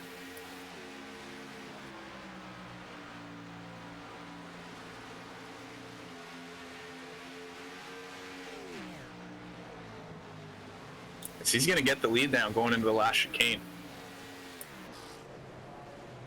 Oh, he's got to miss the turtles, so he's going to be held here for a penalty, I think. Got pushed off course and missed the turtles. Yeah, that's usually a slow down penalty. Is you have to slow down and make up the time gained through that corner. Doesn't look like he slowed down too much. He might have been able to get away with it. Maybe the admins were watching or something. They seen it happen and didn't feel that it was his fault. And I'm pretty sure that they have the ability to waive that off. They may have done that for him there as he maintains the lead and continues to roll off. Yeah, it doesn't look like he's going to have to roll off the throttle here anytime sooner. Maybe he already served that penalty when he was coming into the corner. But it's, you know, it's definitely the smart thing to do. We've seen him on top of those turtles earlier, and that car I don't think could survive another hit from those turtles. I'm surprised it survived the first one. So definitely a smart move by that driver to keep that car clear, just take whatever penalty is needed, and keep the 4 tires on the ground at least.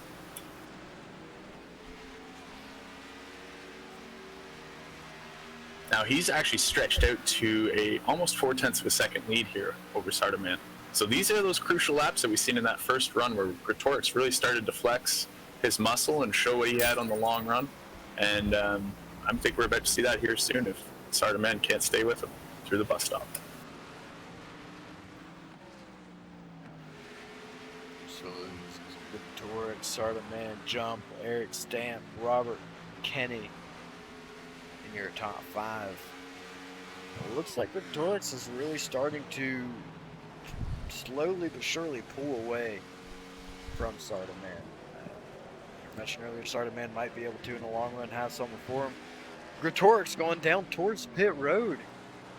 Maybe he did get that penalty that we were talking about. Either that or they do need fuel. Maybe he's making his fuel stop now knowing that he can make it to the end. I'm not sure. We'll have to see here with how long this pit stop takes. Well, if you remember correctly, he's the one that ran out of fuel earlier in the race, and if not mistaken, it was right around lap 16. So maybe he's not pushing us. Maybe he's topping up, making sure he's got enough to get to the end of this thing. He just got the lead, so he kind of sets the pace for the leaders. At this point, he's going to come back out with fresh tires. He'll be able to gain some time back, and then if his car is as good as it maintains on the long run, that might be a winning move here if he doesn't have any mistakes. Absolutely, this might be the money stop. I'm pretty sure this is the final stop that they need. There's 13 laps to go this time by. Still on track, you got Sardaman back up in the lead. Don't know about Willing to bet Eric. you will those guys get down to pit road this lap. What do you think, Will? I think it's going to be very, very soon. I look for him to come down the pit road right around lap 40 to 41.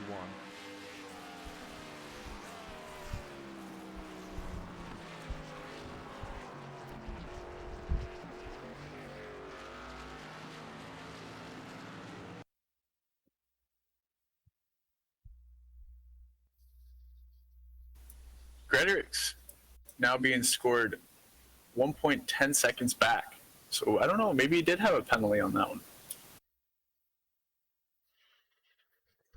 He might have. That is a very sizable gap that has come out to right there. He may have gotten that penalty. As we see Sardaman now coming down pit road. I got the overlay right now, Will. Overlay popped up on screen. Well, good.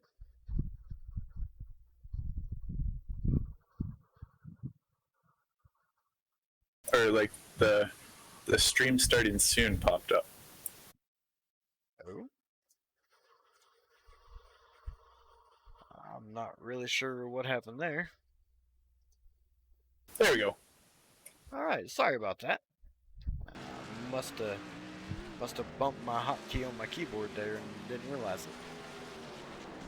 As it looks like we did see the leader of Sardaman come down pit lane, so this is gonna be interesting to see, you know, where Gretorix is gonna end up here. As a 29 now of Logan Brakey, another driver that's been consistent all night, and he's also right now 4 points above the cutoff, so he's looking for a good finish here tonight as well. He's been doing a really good job of just maintaining and keeping himself in this. Fellow Canadian, as I see on the door there, he's got the Sportsnet logo. You don't see that very much. And on the hood, Sportsnet, that's awesome.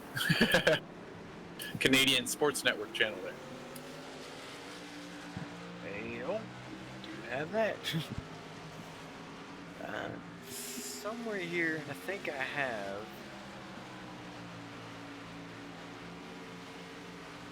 There we go. We got one Canadian in the field, Bronson Stafford. 2 UK drivers. Oh, Logan Brakey is actually not Canadian. I wonder what the Sportsnet affiliation is. Not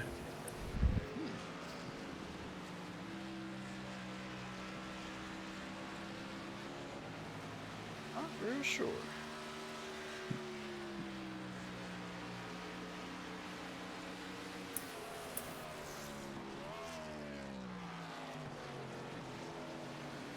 Sarda, man, only 5 seconds off the pace. It's looking so that maybe Gretorix did get a penalty there.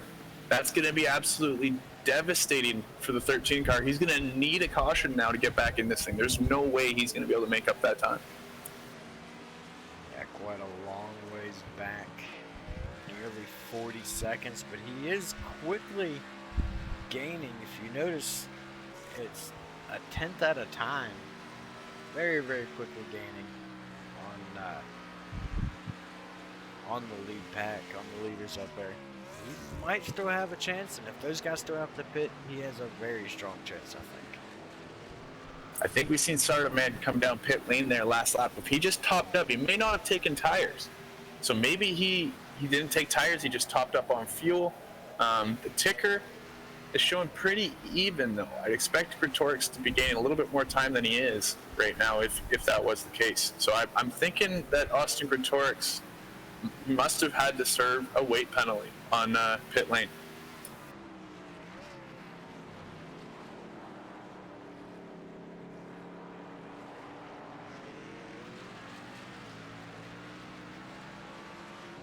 It is very, very possible. As a 27, though, Braxton DeWeese has moved up back to the 5th place spot. He's going to be looking to get back up there after his problems earlier getting spun. I'm getting the overlay again. It just popped up. Or the stream starting soon.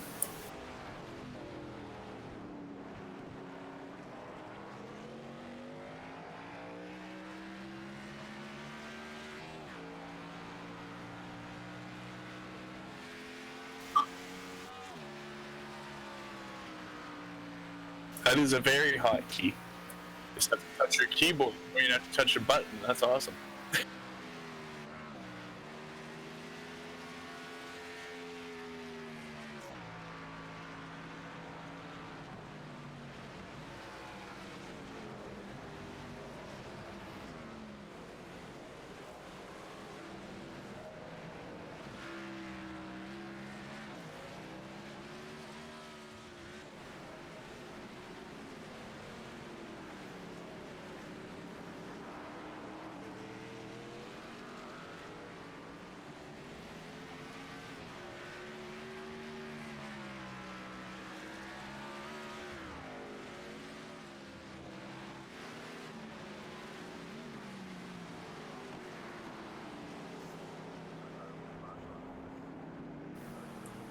Yeah, he's had a lot of work cut out from him here tonight. I'm not sure if we've seen him come down pit lane and top up, but I do believe he has.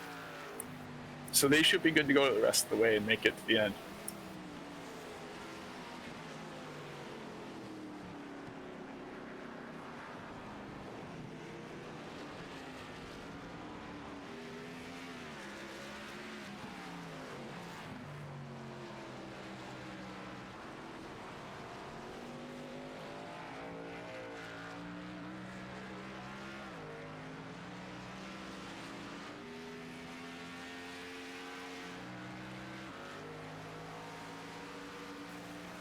Sardaman is now 4.5 seconds up over Trenton Jump. Looks like Trenton's getting back a little bit on that last run, but Sardaman has absolutely put the sails up, and he is just looking to make no mistakes here for the rest of this race. And unless we see any problems, he's looking to lock this thing up.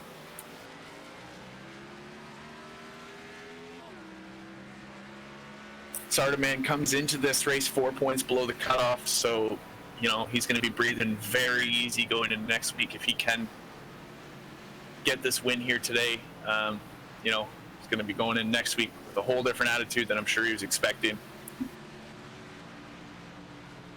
As we've had a very interesting night here for the point standings. It'll be very interesting to see how these points shake up after everything is tallied at the end of this race.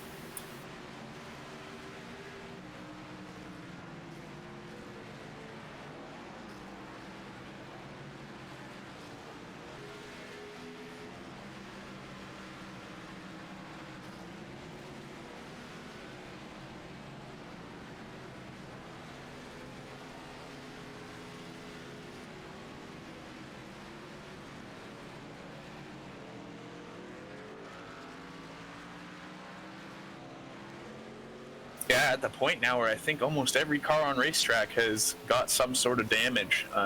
Just the battle wounds from these sections of the track. The track just, you run out of room so quickly, and 3-4 lanes turns into one awfully fast here.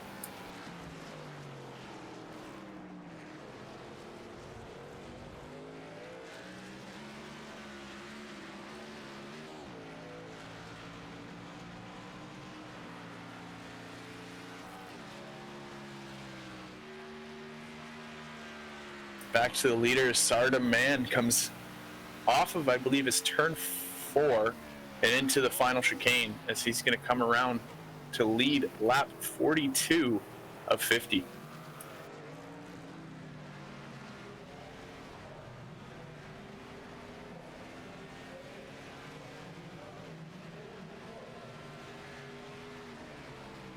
Eight to go this time by, and I'm watching that ticker. He's gaining a lot of time right now on Trenton Jump. Be interesting to see if Trenton, maybe he's trying to save as much of that tire as he can. He knows Sardaman has that couple lap run there near the end where it seems like he does fall off just slightly. Maybe at this point, that's all he's got for a chance is to try to keep the tires on that thing and maybe reel them in and hope that Sardaman goes out there and burns his stuff up.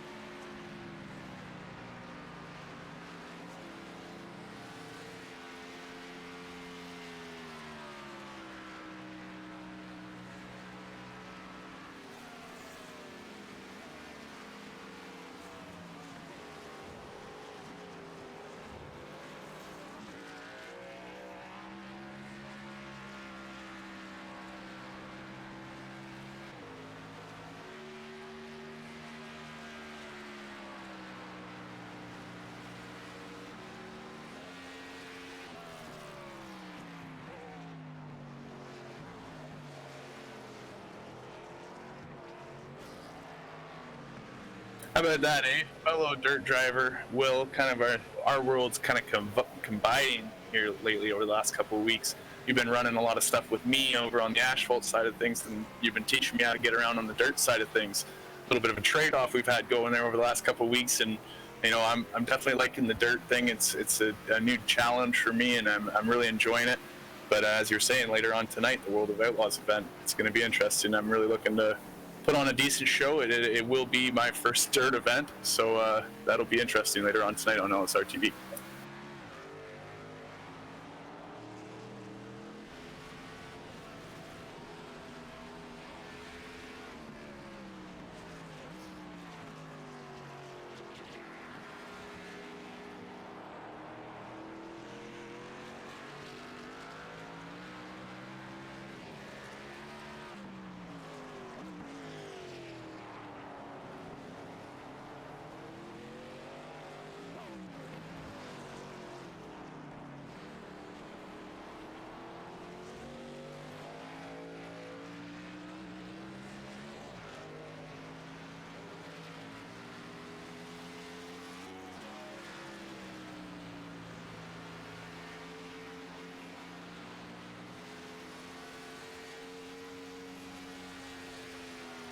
Yeah, very exciting week here for any dirt fans for sure.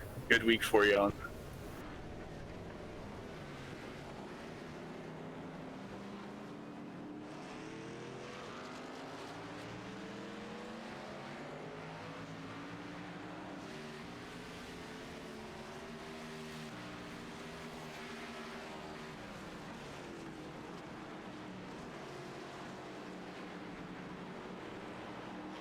Yeah, very interesting night tonight for points, like we were saying earlier. Right now in the point standings read like this. It's Shane Therian in the lead with the win. So all he has to do is start next week at Darlington. Then it's Bronson Stafford coming into this race with 34 points above the cutoff. So tonight, that's second place points, and out of the 2 points leaders, the only guy that was here tonight, and he's 10 laps down right now on pit lane. So that's going to be really interesting for him. Truncheon jump. Then 46 car, he's third in points, 18 points above the cutoffs. If he can maintain that second place finish tonight that he's been doing such a good job with, I think he's definitely going to insert himself into the next round of the chase. Eric Stamp also tonight, great run in third place. Same thing with him. He's 17 points above the cutoff. He's going to be sitting almost exactly in the same position that Jump is, 2 points behind, maybe 2 or 3 points behind him. Austin Gretorix comes into this race 13 points above the cutoff. Favorite for the win tonight for sure, and definitely a lot of obstacles to overcome, but still doing a good job in 9th place. So that's, considering the other guys that he's racing right now for those points, that's still big for him to complete these passes on these next couple laps to make sure he can get those extra points and give him a little bit bigger buffer going into next week in Darlington.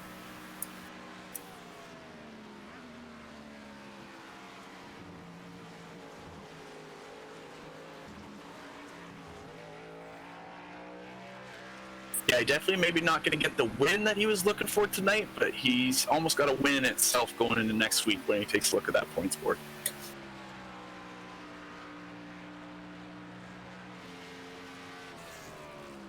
It's being scored about 3.3 seconds back right now of Logan Brakey, so it'll be interesting to see if he can get back up there and get that spot, as he's also racing Logan right behind him as one of the cutoff drivers.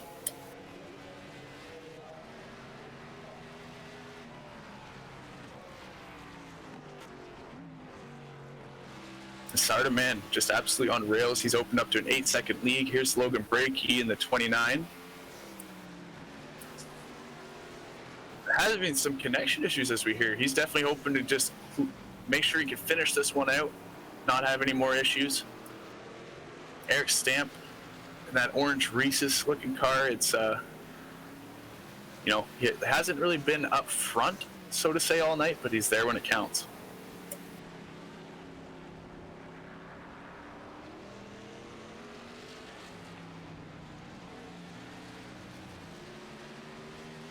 We see with these long events, it's sometimes reminds me of that old story of the turtle and the hare.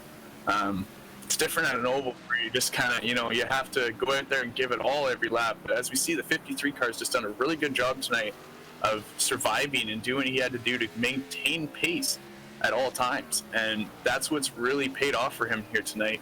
And not saying that he's slow by all means, but it just shows you that consistency over the long run will triumph speed.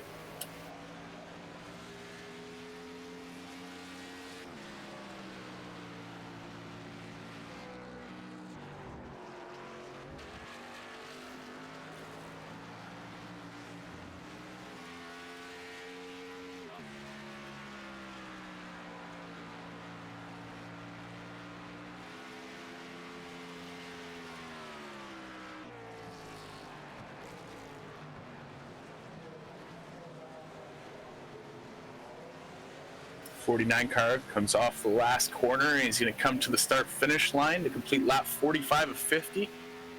We're into the final 5 laps of this one.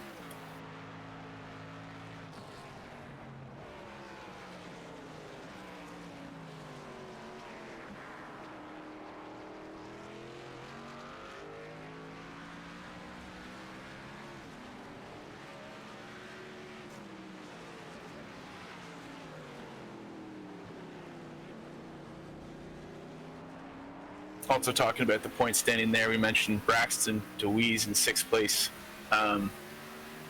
He's got back up there now in 4th place, so he's going to probably be able to get some points back on Austin and some of those other guys. So this is going to really shake up the standings going into next week. Tom Bourne right behind him in 7th place, having a struggling night. He's the last car on the lead lap right now in 16th place, so that's going to definitely make his job a little bit harder going into next week. But the good thing for Tom Bourne is a lot of the guys that he is chasing are having just as bad or aren't even here tonight kind of nights.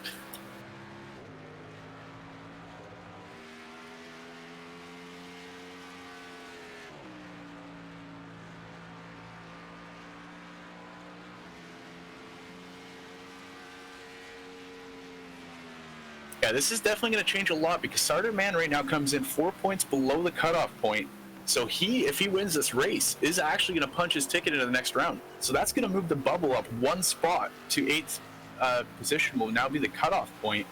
And that's going to be shaken up quite a bit here. As Robert Kenny is 9th place right now, sitting 4 points behind the cutoff. He's going to, looks like he's at in 9th place right now, but 44 seconds back. So he's going to probably maintain around that spot in the points, give himself probably a couple points back. So he'll be inside the bubble, but it's going to be interesting to see how this works. And Caleb Smith, also same thing with him tonight. Exactly the same situation, 1 point back from Robert Kenny. So he's going to be literally sitting exactly in the same position as Kenny going into next week. So there's going to be a lot of shaking up, and that cutoff point is going to change quite a bit.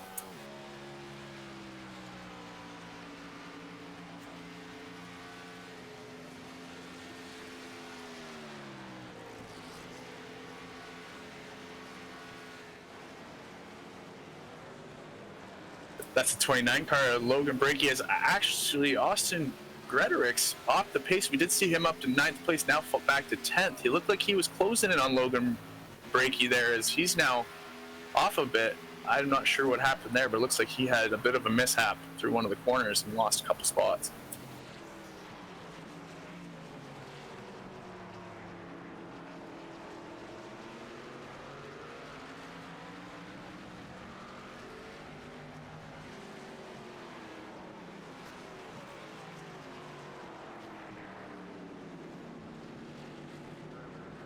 So Stamp, Jump, Stardom Man can complete this last couple laps. They're going to be looking very good alongside Shane going into next week. As long as Shane starts that race next week, he'll be in the next round.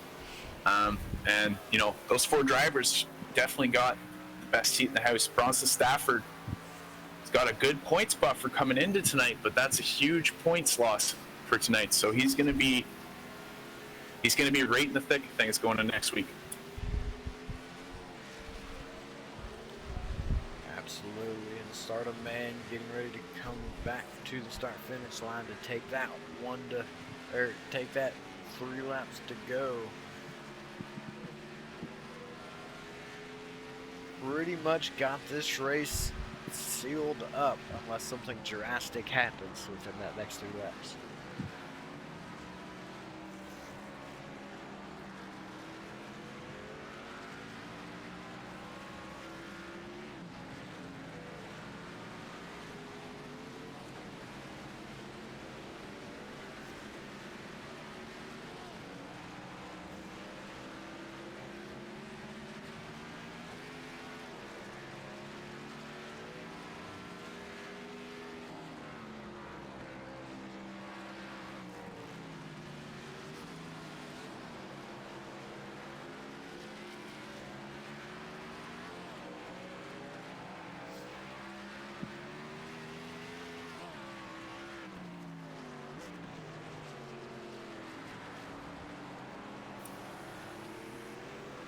Sarda man hitting all his marks here on lap 48.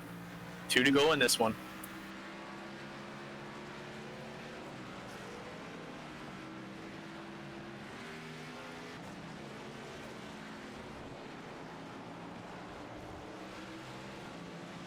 You see there the gap between those top 3 drivers.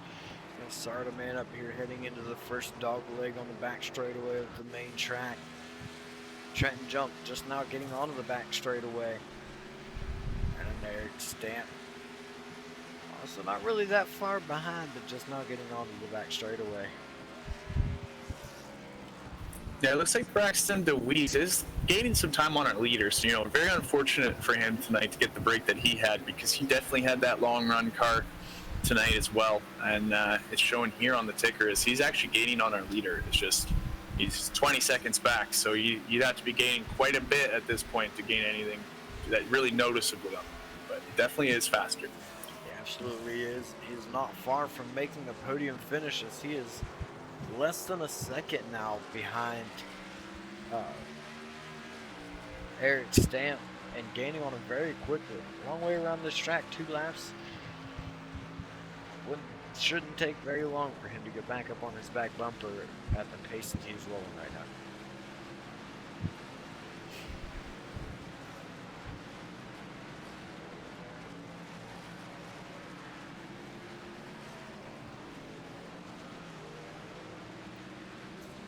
Stepping away for 1 second. We'll be right back.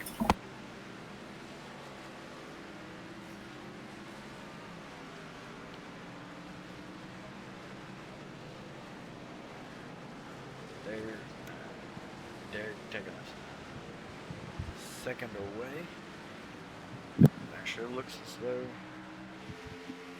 Sarda man is just past lap traffic.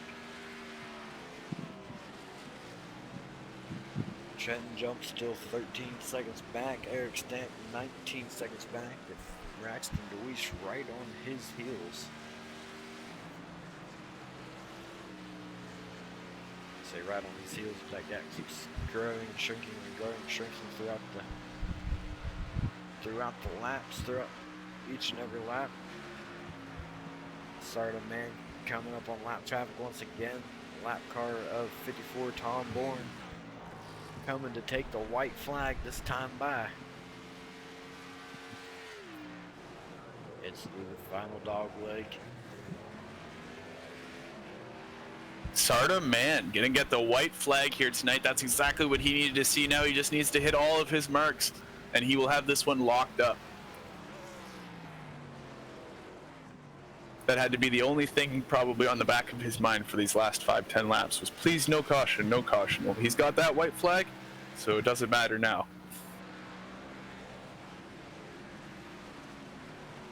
That's right, as now he's just gonna walk away with it as long as he doesn't make any kind of mistakes around this track. This race is Sarda man's to lose.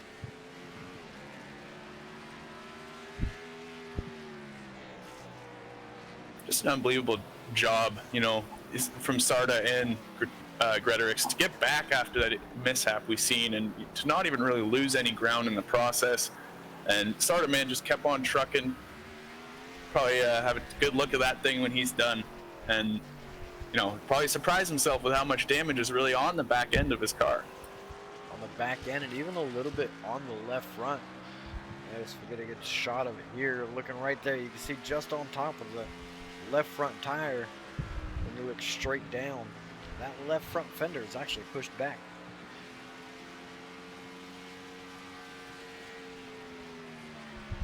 Braxton DeWeese did get by Eric Stamp for that 3rd place spot as well, as I see on the monitor. So that's going to be a shakeup there for that last podium spot. And Braxton also, he was I think 22 seconds back 2 laps ago, so definitely quicker than the leader. Just, you know, got that unfortunate break at the wrong time, and then he didn't get any of the cautions when he needed them, and just shows you sometimes that's all it takes. You know, Sarda man doing everything tonight, hitting all of his marks, doing exactly what he had to do in every situation possible, and that's why that man's coming off the last corner and about to take the checkered flag. Congratulations to Sarda man. Staying very consistent out here. taking the win. Sarda, man. Here comes Trenton Jump to take second place.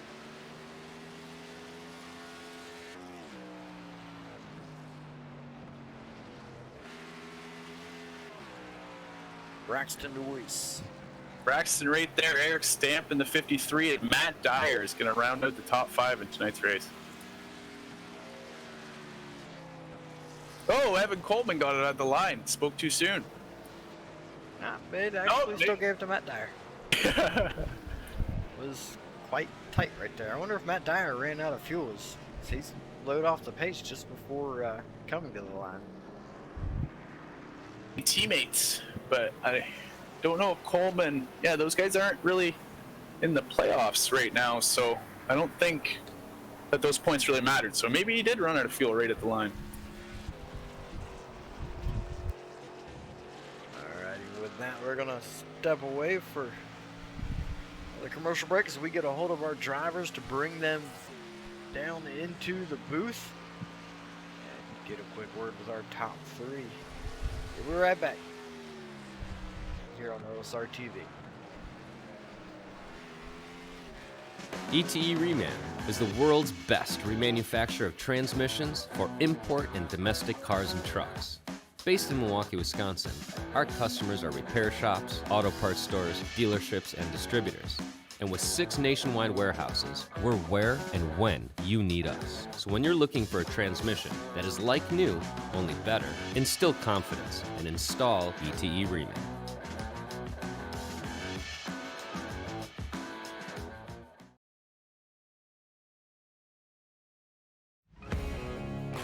They say everything is bigger. These guys down in Texas aren't messing around.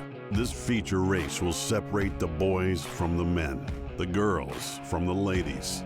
Can you handle racing 300 laps for $25,000? It's not as easy as you think. We don't stop to tow those too weak. We just push them out of the way. We don't run 20 laps. We run 300 each night. We don't care about what you and your boys have under the hood. Bring all you got. Don't be scared. Call my Cowboy Jack today to get signed up. It all goes down on October 2nd and 3rd in Mesquite, Texas, just outside of Dallas. Kenny Wallace is coming back this year to try again. You don't have excuses. Go to LoneStar600.com now.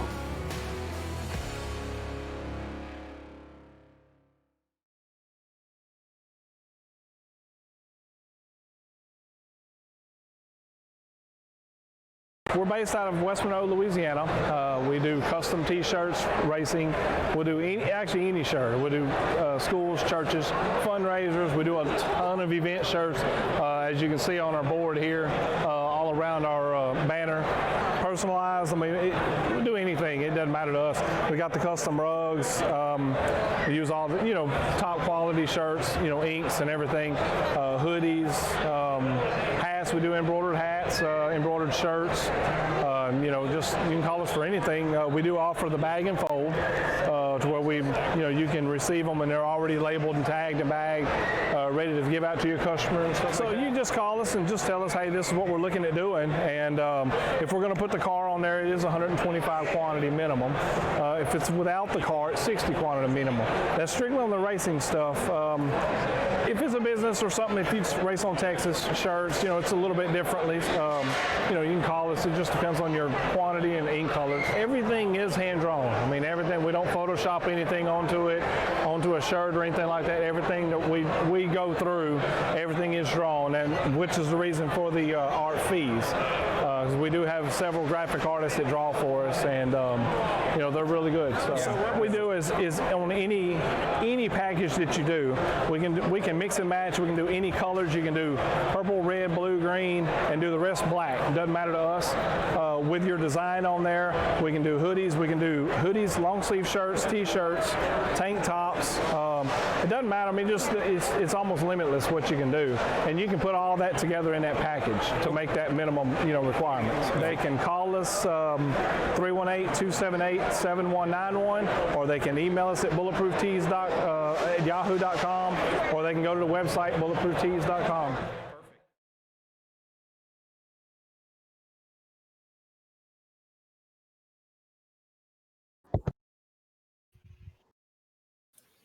Back here is we're going to have the Clan Wars post-race wrap-up with our top 3 finishes here. Great night of racing. Seen a lot of green flag racing, a lot of troublesome situations, to say the least. As we'll kick it off here with, you have the scoreboard up there, Will?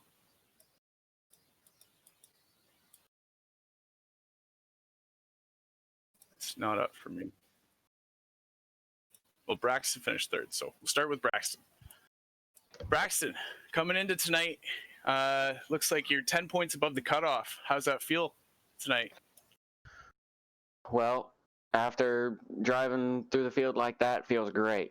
10 points is 10 points. That's great. That stage point really helped there. That stage win. I was really trying to go for that.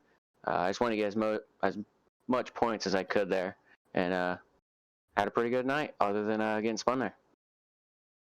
Yeah, definitely a really good night. Seemed real solid all night long. Just bad break at the wrong time. You definitely seemed like you had that long range speed and that long run speed, and definitely the consistency. Just yeah, definitely wrong place at the wrong time, eh?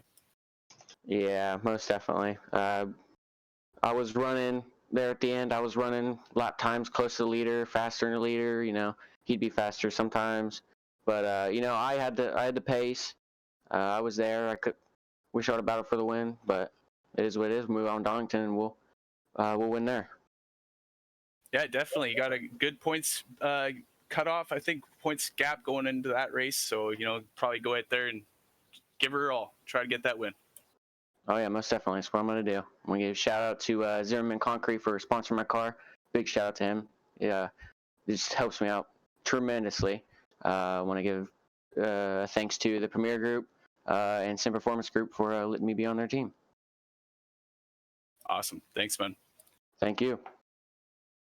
And in 2nd place, Trenton Jump. Same situation coming in, pretty much same, and a little bit more points to play with, I think, coming into this one than Braxton did. But definitely looking good going into Darlington next week, eh, man? Yeah, I definitely just come in here to get some stage points and get a solid finish, but I didn't really think it was going to go this well, but I'll take it. Yeah, definitely. Consistency is key, and not too many. We talked about it a couple times tonight for the amount of carnage you've seen out of the front window. Definitely nothing on that to show for it on that car. No, we had some contact a couple times with one car, but I mean, besides that, yeah, we were good. We missed all the big wrecks, and we stayed out in front where we needed to be. Awesome. So yeah, sitting 3rd in points. Bronson had a rough night tonight, so it looks like you will probably be 2nd in points going into the next race. Yeah, hopefully. We'll just have to see how it plays out once the points all get done. I think we got like 4th in the stage, so compared to last week, it's a lot better where we didn't finish in the top 10 at all. So definitely trying to roll some momentum into Darlington and hopefully get a win. Awesome, man. Big shout out to any sponsors there. Yeah, I just want to thank Justin at That Color Tail Designs for painting the cars. You guys for live streaming these races. You guys do such a great job, and just everybody else that helps out with the whole thing. So thank you. Oh, no problem. Thank you. And that leaves our winner, Mr. Sarda Man. Dominating performance tonight. We've seen him up over the curb a couple times. Well, not over the curb, but you know, a little bit of everything we've seen tonight. Sarda Man. Yeah, I mean, it's just a battle of, you know, who's gonna mess up first. It was just it's pretty much an endurance race in stock cars. I feel like, you know, I wish I would have had a late race battle with Austin. Unfortunately, he got a speeding penalty, I think. So yeah, unfortunately, I couldn't have a battle with him. That's what it was with Austin. We didn't know if he had a cut course or something, but a speeding penalty. Damn, that would have been a great race. You guys put on a hell of a show. Sorry, what was that, Will?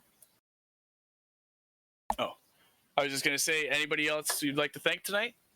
Yeah, I would just like to thank my team, Sim Performance Group, and I would also like to thank y'all for broadcasting. Awesome. Good race, man. Yep, thank you.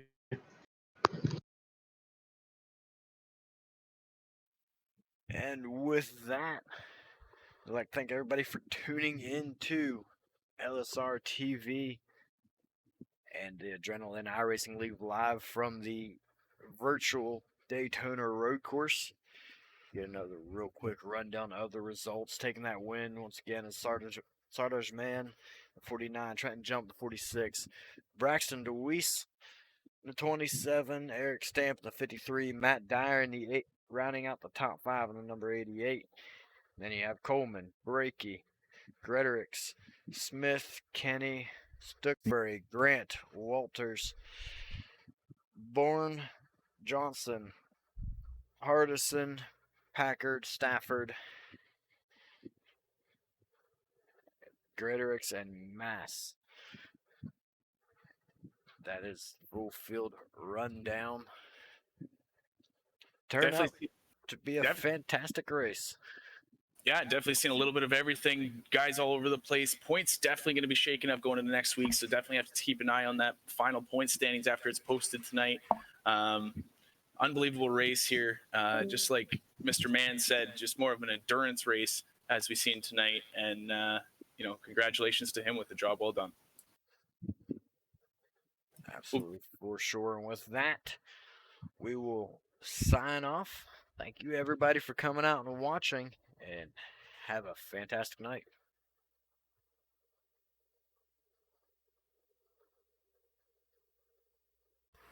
This cast is the copyrighted work of LSR TV and may not be rebroadcast, retranslated, or used in any form without the express written consent of 52 Media LLC and iRacing.com Motorsports Simulations. LSR TV would like to thank you for your support, and we hope you enjoyed tonight's broadcast.